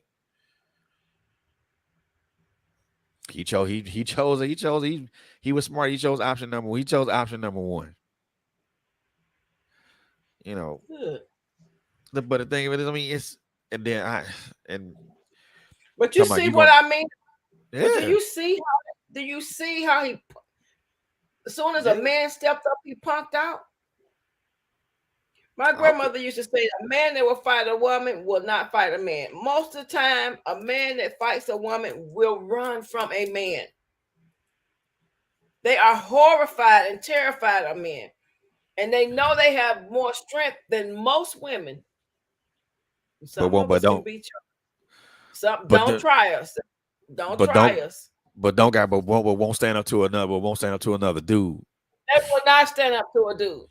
That guy, I called my brother, and my brother was 2 doors down at my sister's house. Before my brother he saw my brother coming, he kicked in the front door, ran through the house, out the side door, and into the middle of the intersection, and almost got hit by a car to get from my brother. Of course, because guess what? The minute your brother would have came in there, guess what? It would have been all over. And we went over to my nephew's house, and my nephew, this fool was outside with a machete in the backyard, just like doing poses and stuff like that. And he said, I cut know meat. what's up. This fool was so scared, he went home and called the police. He never said, I'm going to do nothing to you, nothing. He went home and called the police and said, I fear for my life. What you fearing for? This man didn't threaten you. You a punk. But what you fearing for your life for, sir? You the one perpetuated this nonsense. Yeah. On this person that you supposedly call your wife, or that you said, Right. man, come on, dog. Come on. Two wrongs don't make a right, but two rights do make a left. But at the same time, you Come wrong. on now. You wrong. Right. So now you done did the deed. Now you done did the dirty ass deed. Now you want to cry wolf after somebody done pulled you to the rug about it, or better yet, want to do physical harm to you after you done brought physical harm to somebody else, or somebody that's related to them, or somebody that's a close friend to them. Now you want to sit there and cry wolf, or be a punk ass. Come on. Right. Not sustainable. So it goes back to independence. You gotta be independent enough that when that is going on, you got to go. That's why I say you gotta have balance. Yeah, be independent, be able to take care of yourself and do some things on your own. But when you have a man that's doing the right thing, then know how to step back and let him be a man. But when you have knuckleheads like what I just talked about, or the woman that he just talked about, you gotta let that go. Let it go. Run for your life. Balance, y'all. And it does go back to what we're talking about. You know, it's knowing red flags, knowing who you are, and knowing what you want, but also understanding that, you know, it's not going to be something that you're going to get 100%. So there's some things you're going to have to be able to, you know, certain things people can let flies or give passes to. Other things, nah, you know, there's certain things are just not passable. You know, when you know what you want in a mate, then it makes it easier to weed out the bad choices. Yeah. Or the choices that you know for a fact ain't gonna be sustainable. You know, that's why I'm kind of glad of the dynamic that me and my girlfriend have, because it's based upon being able to communicate with each other. And when we can communicate with each other, everything is just wonderful. And when I can be open and vulnerable and speak my mind and speak what's on my heart, and I can be that vulnerable person and not worry about things being weaponized against me. And this goes both ways too. It goes both to men and women, because women also open up to men about what they've experienced and what they go through. And I know, and there are some men that do weaponize emotions against a woman. So but it also works. The one thing I always use and I always try to follow is that respect. Just simple, common respect. You know, number one, I respect you as a human being. Secondly, I respect you as a woman or a male or female. Let's start there. Right. If there's mutual respect there, then now we can move forward in other things.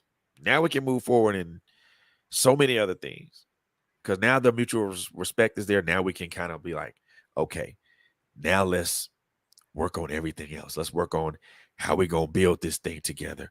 Let's work on how we're going to make this thing right and make this thing sustainable and last. Let's work on that. Let's build this foundation that we're trying to, that we know can be sustainable. And then once the foundation is built, now we can put up the drywall and the roof and think about where the room is going to be and all that other good stuff. I mean, because you can't build that, you can't build a house on sand. Well, you can, but it ain't gonna stay that long. Yeah, it's not. And if it stays, it's dysfunctional and nobody's happy. And there's some abuse. There's some form of abuse going on, even if it's not physical, it's emotional. It's emotional. It's spiritually. One of my husbands had the nerve to tell me I go to church too much. What difference does it make where I'm at? You're not home. True. So if I'm at church and you at work or you out with the boys, what difference does it make if I'm in Bible class? Exactly. What does make up? I'm in choir rehearsal, and I get home before you do. Don't mean a hill of beans, man. It That's don't. controlling. That's controlling. Even those type of things where a man want to control you. Why are you going back to school? Why Baby, not? pay attention. Why Pay not? attention. Why I can't go back to school? Why are you going over your mama's house? You just went over your mama's house. Why I can't Pay go over my mom's house? That's my Pay that's the person that birthed me. They want to keep you separated from people. I'm telling you, this is not all of what I experienced, but women that I've talked to over the years, some of the things that they experience as well. I don't have a problem being transparent about nothing, because if it'll save somebody's life or keep somebody from getting stalked or whatever I went through, if it'll save you, then God bless you that you escaped all of that and that your children didn't have to suffer what you suffered. Because trust me, I thought I was hiding it from my kids, and my kids would tell me, you thought we were sleeping, you would close your door, but we heard stuff. And I'm like, wow. Yeah. The kids know what's going on. And if a child can decipher that and understand that that's dysfunction, Yes. and then they can tell you that it's dysfunction, and then you blink your eyes a couple times like, whoa. This kid seeing something that I ain't been seeing, or maybe I'm just caught up in something. Right. You got to be really careful. And then, oh Lord, the one excuse I hate to hear. Well, it's a when he or she loved me down, it's so good, really. So you hypnotized by some other stuff, by the sex part, by the temporary stuff. We just talked about that in our book club today too. It's temporary. It's 5 minutes if that. But and you're gonna get your brains beat out over 5 seconds. Come on now. But you hypnotized over that. No, that's not wisdom. Nope. That's not wisdom. So you're gonna be all in the caught up like, look. That is a temporary feel. That's a temporary euphoria, and when they leave, it's gonna be right back to the same old thing. Yeah. And if you don't see, and if folks don't see that, I mean, it's red flags. If it's red flags abounding, man, move. Listen, let me say this. This is something. Something about the I saw Simone say he's scared now, but he wasn't scared when he was putting his hands on me. He wasn't. And this is the funny thing. So I finally got away from him. And when I got away from him, why was he on the news? He married again, and he beating on this wife. And this wife tried to kill him. He went to the hospital by ambulance. I didn't know it was him. But his brother had posted it on his Facebook page by ambulance because she stabbed him and almost killed him. And then that still didn't stop him, though. So she ended up trying to kill him again and ended up in prison. I don't know if she's out now, but she tried to kill him. So, but you still putting your hands on her. And you know she gonna fight you back. So what is your problem? There's something wrong with these guys. And so if they raise their voice and getting angry and controlling, trying to keep you away from people, no, you ain't got. Me and you just gonna be together. No, that's a sign, y'all. It's a sign. Run for your life. Get out while you can, and please don't let these people know where you live at until you race for your life, Charlie Brown. I'm telling you, because one thing I prided myself in doing when I was dating is not letting guys know where I lived. Yeah. We can be somewhere neutral, but you're not coming to my house. Nope. Because I'm not having a whole bunch of men. I didn't see that with my mother, and I wasn't bringing it around my kids like that. And if you were coming around, then we were in a relationship. Yeah. We just date, just trying to figure out what we're gonna be. And most of the time, we in a year and a half, 2 years before you see my kids. There you go. So just be real careful, ladies. And gentlemen. Because men get beat and killed too. Yep. I worked in corrections for 19 years, and the things that I saw just blew my mind. And it's like, though the laws that are the laws that prevail now they very little protections for gentlemen, very little protection for men. Because the moment they see a dude, if the girl got a scratch on her, the dude got more scratches on her, the dude's still gonna get locked up. Because because automatically it's automatically assumed that he was the aggressor, and in a lot of those cases, that's not even the case. The woman was the one that was being aggressive and being physically confrontational. But Right. we were always taught. I was always taught as a man to just take them blows and walk away, and take whatever blows he throw at you and walk away. But then again, at some point, when does it become a point of walking away? Where's the line cross between walking away and defending yourself? But something, and I'm just saying this from my own experience of working the corrections. There were men who took the blows and walked away and still end up going to jail and some to prison because of what she said. So that's why I say men got to be careful and women got to be careful too. And really, a lot of men go to prison for things that they don't, period, but for things that they don't do, because now, and depending on who the police officer is, it's heightened now because people have been getting killed and murder, suicide, and they look and say, oh, she called such and such amount of times and nothing was done. And so now they getting training and this thing, and now they're taking men in sometimes, and it really was the woman. Yep. So, I mean, you just got to be careful. Everybody has to be careful. And go back to the beginning where, about how we were taught. Simone said that the church said that you're no longer a Christian. You're no longer a child of God. No, that's part of the problem. Yeah. Read the Bible says, study to show yourself approved unto God, that a workman that needeth not to be ashamed of, rightly dividing the word of truth. Not your doctrine, not your theology, not all that stuff. Some of it's good, but some of it is meant to put you in bondage. Yep. It's meant to put you in bondage. There's no way that God ever intended. If he would have gave not just took the rib and made Eve, he would have gave him a bat and said, beat her. He didn't. I mean, come on. It's not good for man to be alone because he didn't want to be alone. He created us so he would have someone to fellowship. He intended for that to be a loving relationship, to be fruitful, to multiply, to enjoy each other, to run and enjoy and laugh and talk and whatever, and to build together. Yeah. Gave them authority together. And that's not what we're seeing. And that's not what's being taught. So that's what we were talking about when she said she wanted to do this show tonight. She was talking about the fact of all the things that we were taught that was wrong, even to the point that, and it's being taught from generation to generation to generation. At what point does it stop? At what point do we stop teaching erroneous stuff to our girls and our boys? At what point? At what point do we tell them that this is what the word says and this is what it means? Yeah. But at the same time, at what point do we teach them that God is a loving God and that he loves us so much that he sent his son to give us an opportunity to come to him?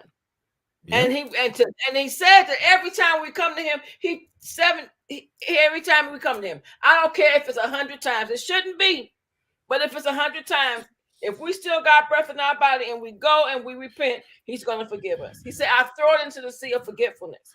So at what point does he change his word? He doesn't change his word. That's right. He said, I'm God, I change not. He's not like man. That's the problem is man is trying to take God's spot and make rules and put us in bondage and hostage. Learn it for yourself and don't let nobody tell you different. That's true. And if the Holy Spirit that's in you don't convict you and don't tell you something different, then you're probably in the right vein, because that's what he comes to do, to lead us and to guide us. And that's so true. Be careful, because there are churches that will lead you astray. Be real careful. Know the word of God, and more importantly, have a relationship with God for yourself. That way, even though you're independent, you will know how to manage it so that it will not be a dysfunction to your marriage. You can be that Proverbs 31 woman. That's it. That's it. And I mean, and also, but also at the same time with that, it also goes to about accountability and responsibility. You know, knowing Mhm. that your choices have a consequence, knowing that you're responsible for the choices you make. Also, understanding that, you know, the church, even the church, I'm gonna say the black church, it's I can, you know, and I don't want to be inflammatory when I say this because I am going to actually do a show about this. But when it comes to that type of thing, relationships and marriage and all and other thing, everything that we talked about, the black church has failed in so many aspects of that. But I mean, like it. But I'll get into more detail with that. But you know, we have a responsibility to each other as human beings. Mhm. We are accountable to each other as human beings. If I do something wrong to him, so say for instance, if I do something wrong to you, Coach V, I have to face the consequences of wronging you. And Right. I have to be completely culpable to that. I have to be completely responsible and accepting of whatever consequences come for doing that, you know, and vice versa. So we have to be we're responsible to each other because and what I mean by responsibility, meaning that if I see something that's wrong or or I know that you're going in a direction that's not prudent for you, I should be responsible enough to pull you to the rug about it and say, hey, you're wrong. And I'm also accountable to you because I'm telling you that you're wrong. And also which means I'm holding you accountable to saying, hey, well, let me course correct. And if you don't, I mean the consequences ain't on me because I told you. The consequences are on you because you chose not to because you chose to stay in to go that direction that you went in. And Mhm. that's the truth. You know, at the end of the day, I think when we're talking about, you know, relationships with men and women, especially black men and women, I think it goes back to what I mentioned earlier. It just goes back to the common denominator of respect. Let's start out with respecting each other first. Then we can kind of start. We can build on that and then move forward and see where we go with that. Because some people just don't. Jesus, respect. Oh God, is women shoot down men like it ain't nothing, calling dudes dusty and all. I'm like, whoa. So what he dusty because he said hi because he introduced himself to you. Because he said hi and he extended his hand to you, so he dusty. Okay. But you gonna call another female a pick me because she defends men because she's defending black men. Excuse me, or men in general. Mhm. Nah, you man, you calling that person to pick me because your ass ain't been chose.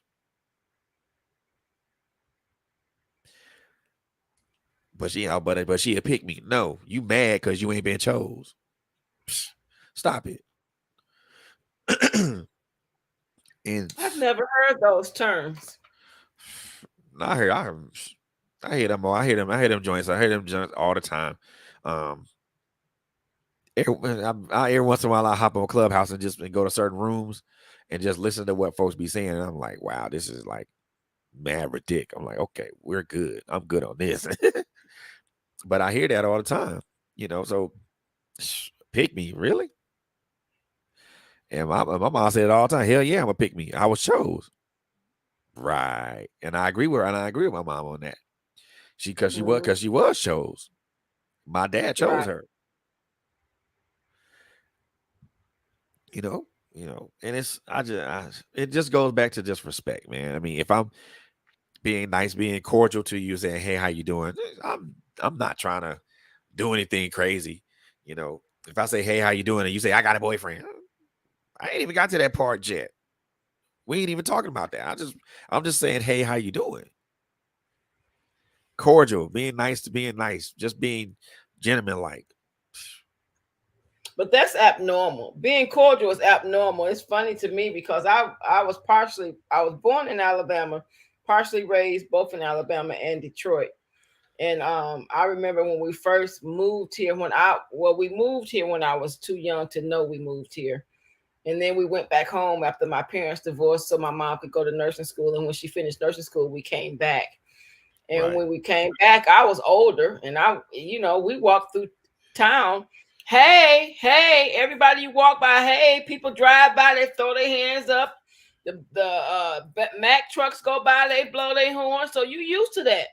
So we come Right. here, we doing the same thing. Boom, boom, pull your horn, wait, hey. And people looking at us like we crazy. Like, what is that? Right. And cats be and they That's be just like, common courtesy. Now, those are the things that should be passed down that are not. nope. Because guess what? They're not. It's because folks look at that as like an automatic, not necessarily a turn off, but like a barrier to trying to get me. And all I'm doing is just saying hi. That's it. Hi. Nothing else. When How people you say hi doing? to me, I say hi back. But when you say hi and are you married? And I say yes, and then are you happy? I'm married. What difference does it make? Oh, Jesus. Well, tell your husband, nigga, sit down somewhere. Go find Take a two things. go sit, bro. Go sit your ass down. Please and thank you. Where your morals at? Am I married? Sheesh. Well, some guys will say, well, you know what? Your husband is a lucky man. You don't even know me. So how do you know that? But I appreciate that they just stepped off. But then Exactly. some of them keep pushing. Oh, you know what? Um, are you happy though?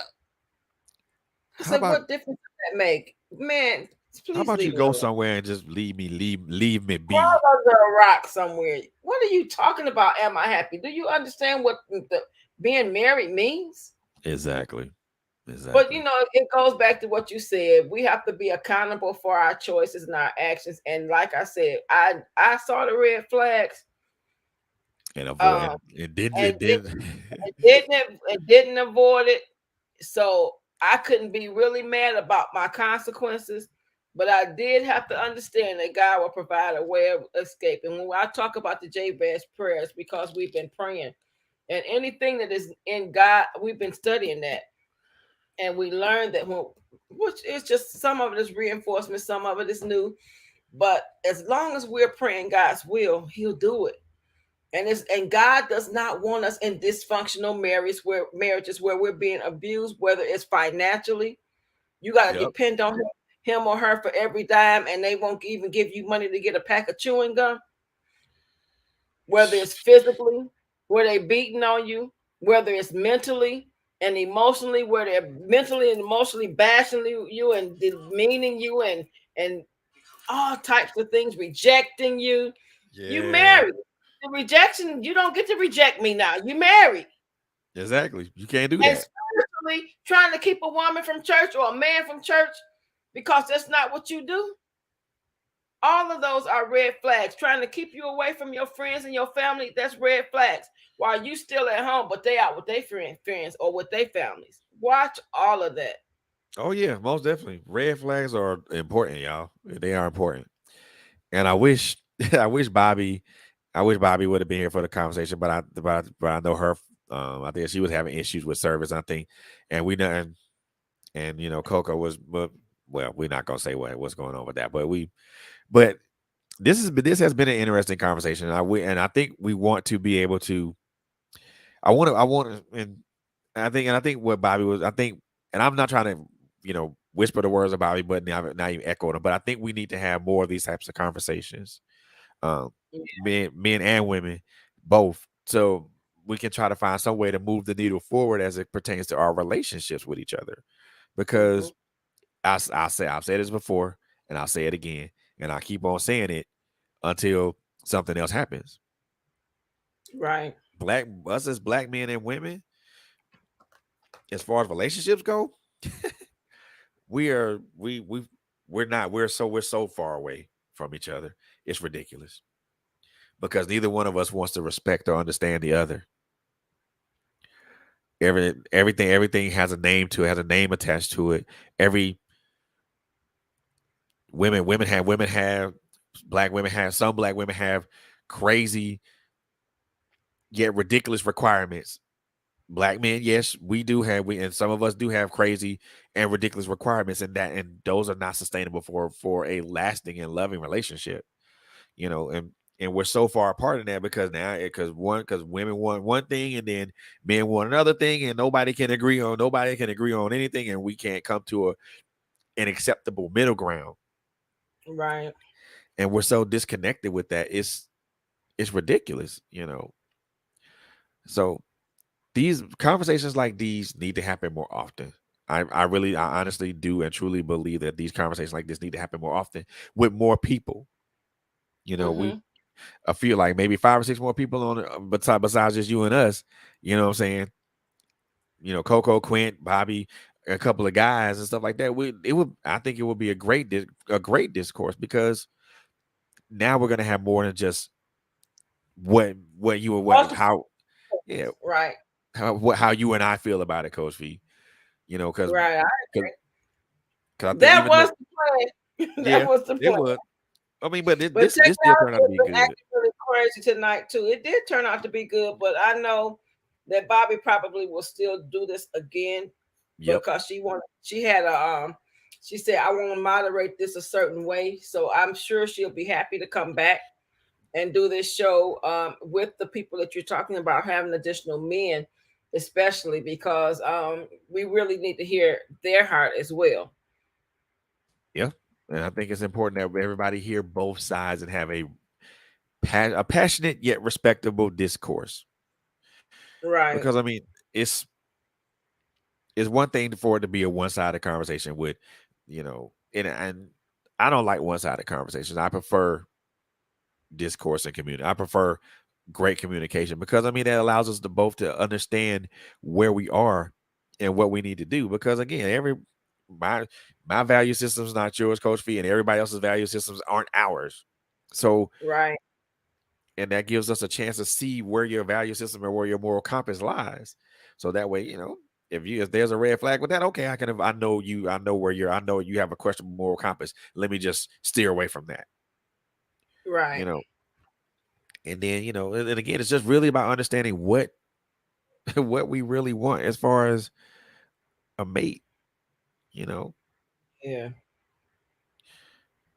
and I think for a long time, I think the male our well, I won't say our perspective has largely been not heard, because as of late it has, because as of lately it has been, which makes that good, because I now I get to now black women get to understand the black male perspective, but also in the same instance, black men are learning more about the black woman perspective, and also realizing and understanding that. But conversations like this need to happen more often, more I often. So I totally agree. And it would be good if the church would get involved and start teaching these types of things. And there are some, but we need more, because really it has that these trains of thoughts, both from men and women, have infiltrated. And I mean, the majority of the people think like that. yeah, And so at some point we got to start changing our mindsets so that we can change the generations that's coming behind us. That's the yeah, whole point. And as she said, dialogue, perspective, that breeds real connection. And so that's what LHG put in the comments. We yep, absolutely, it does. And the only way you're going to resolve things is to really talk about it. exactly, exactly. So with that being said, I know this was Bobby's show, but I won't say unfortunately, but I got a chance to take me and Coach V got a chance to take over just this one time, because I know Bobby, because I know she wanted to say speak about this and moderate it from a much more unique and also different perspective, which is Right. something I most definitely respect. Um, Bobby, just so I'll say this to you, Bobby, whenever you're ready to whenever you're ready to do that, have a conversation like this again, you let me know, and again, I'm right there, because guess what? Conversations like these need to continue to happen. They do. Absolutely. Absolutely. And with that being said, I'm gonna just throw a couple of announcements out here. So first and foremost, make sure you thank you. thank you for first of all tuning in to us and watching Bobby Takes Over right here on Trailblazers Radio. We apologize for the host not being here, but I think she was having some technical issues, but that's okay. You guys can check her out again. And you guys can check her out again on her next show, which is actually now on Saturdays instead of Tuesdays. So you make sure you guys tune in for that. Also check out My Life Has Destiny podcast on Mondays and Thursdays. Monday, Thursdays at 7 or 8 p.m. I think whichever time that is. I think I'm going to do something on Wednesday, and I think my subject is going to be. Yeah, we're gonna talk about the black church on Wednesday. Ooh. Now I'm gonna say this right now, y'all. I'm not gonna say what I'm gonna say in this discourse on Wednesday is not to be inflammatory at all. So I'm not saying this to disparage any churches. I'm not gonna say this to put anybody up or to put any spiritual leaders on blast, but I'm speaking from the perspective that I can only my personal perspective and what I think goes and what I feel goes on and what does not go on in the black church. So I'm not saying this to be inflammatory or anything of that nature. I just want to put this out there. So that's my disclaimer today for Wednesday. So and I'm gonna say this. I'm saying this right now. I invite any spiritual leader that wants to come on with me on Wednesday to do so we can have a conversation, because I can only speak from my personal perspective. If you know something different or if you're doing something different, let's talk about that and have a good discourse about it, have a good conversation with it. But I'm gonna put out my talking points. If anything that I say you can dispel, by all means do it. Just trust me, there won't be no love or no arguments with me. But I'm just putting that disclaimer out here now. I'm not trying to disparage anybody's church or anybody's leadership. I just want us to have a conversation about this and trying to figure out what we can do to fix that rift. Because as long as black churches have been in a community, in any community, have they been productive members of that community? That's the question I pose to any spiritual leader that wants to join that discourse with me. So let's go. So let's do that. Other than that, man, I forgot to let you guys know. So the voting has ended for the Man of the Year award. The voting ended on the 18th of September. So the winners the winner of that award has already been announced. Unfortunately, it ain't me, it's somebody else, and I'm not privy to who that is. But if you are in the Spartanburg, South Carolina area, the Man of the Year award will be going on October 15th from 1 to 5 p.m. in Spartanburg, South Carolina. So if you are able to come, that it would be wonderful. I am one of the nominees for that award, but also several other awards that I've also been nominated for. But if you want to come out there and chat and be supportive, by all means do so. I would be most definitely appreciated. Most definitely be appreciative of that. Also, let's see what else we got going on. Oh yeah, October the 13th at 7 p.m. Y'all, Trailblazer Radio celebrates our 2-year anniversary as a podcast platform. Yes. Woo, that's gonna be a night, y'all. That's gonna be a night, and when I say it's gonna be a night, y'all, it's gonna be a night. We're gonna have several guests around. We're gonna have several guests available. That's gonna talk. We're gonna talk to. We're gonna be introducing two new hosts, and we're gonna talk about them and talk with them and talk about their platforms. We're gonna have a good time. But also, we are also going to pay a special tribute to a gentleman that was with us from day one and was a very integral part of this platform. And I'm talking about none other than our brother, Mr. Terrence Jackson, who sadly passed away untimely.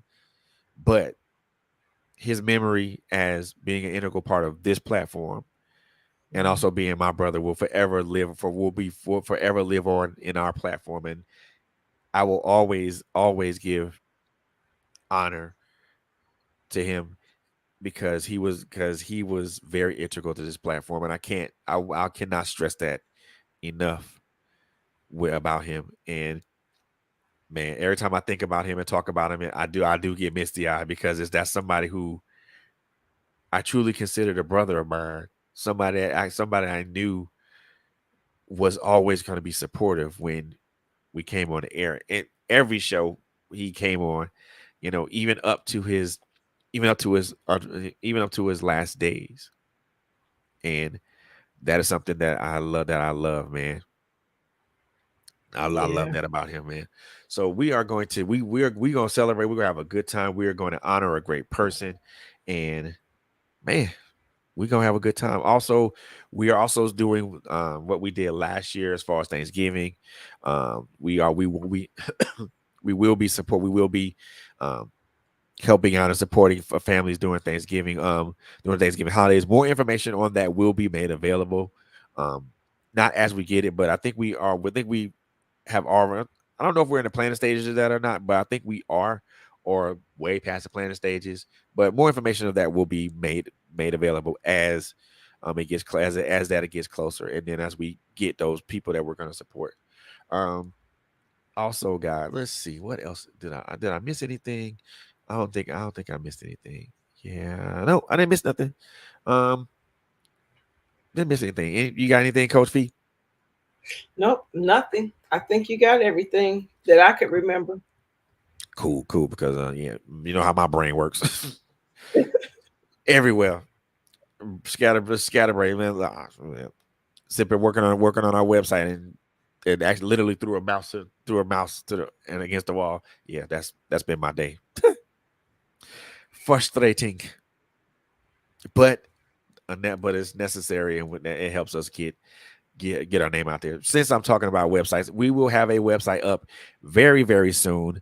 When that website is up and available and launched, you guys will be the first to know. But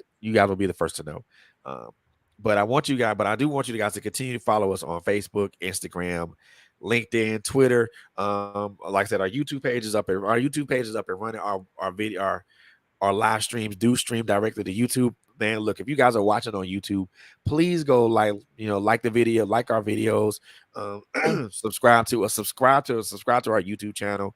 I want to work to try to get those subscriptions up. As those subscriptions keep coming up, we're going to keep bringing you great content, guys. I'm very proud of the accomplishments that we've had over the last 2 years to be a podcast platform that talks about difficult yet necessary subjects. Mm-hmm. We also make sure that we bring authors and independent artists and playwrights and actors and things of that nature to you. We're gonna keep bringing that content to you, but we're also gonna bring more difficult conversations to the masses, because these are conversations that have to happen. So keep your eyes and ears on the ground for that. We're gonna bring more difficult conversations, more hard conversations, more authors, more artists, more entrepreneurs, more leaders. Yeah, because I'm looking well beyond the horizon. I'm looking past 2000. I'm looking past this year. I'm looking forward to 2023 and beyond to see where I'm proud. I'm very happy to see the direction that we're going in, and bringing on our two new hosts, and also that's going to help us tremendously, and also push us in the direction I truly believe we're already set for. But it's going to make that road, that pathway even brighter, because now we have two more stars to light that way for us. And I'm very proud of the accomplishments that we've done, and also very proud of the two people that we're bringing on, because they're accomplished people of their own. So I ain't naming no names and none of that stuff. I think everybody knows who they may or may not be, but we're not naming no names just yet. So we know who they are, but we ain't telling y'all who they are. But y'all will find out sooner. Y'all will find out real soon. Y'all will find out really, really soon. Less than a month, y'all. Y'all got less than a month to figure that out, to find out who they are. But Clock is ticking. on that note, y'all, let me just first of all, I want to thank Coach Fee for being here with us tonight. It was we had a great conversation, and I want to thank Coco for being on tonight as long as she could. Thanks, sis, for hanging out with us as long as you could. I know you had to turn it in. So if you're not sleeping, or doing something else, take care of yourself and sleep and get some rest. And on that note, ladies, as I always like to end a podcast, with three things, man. Number one, love on each other. Number two, take care of each other. Last but not least, it's a crazy ass world out here today in this day and age. So the main thing, and in addition to the first two things, I want you guys to always be safe out there, man. And on that note, we gonna holler at y'all, and we gonna see y'all next time. Make sure you tune in for the next show. And on that note, y'all, we gonna say peace, love, and soul. Love you too.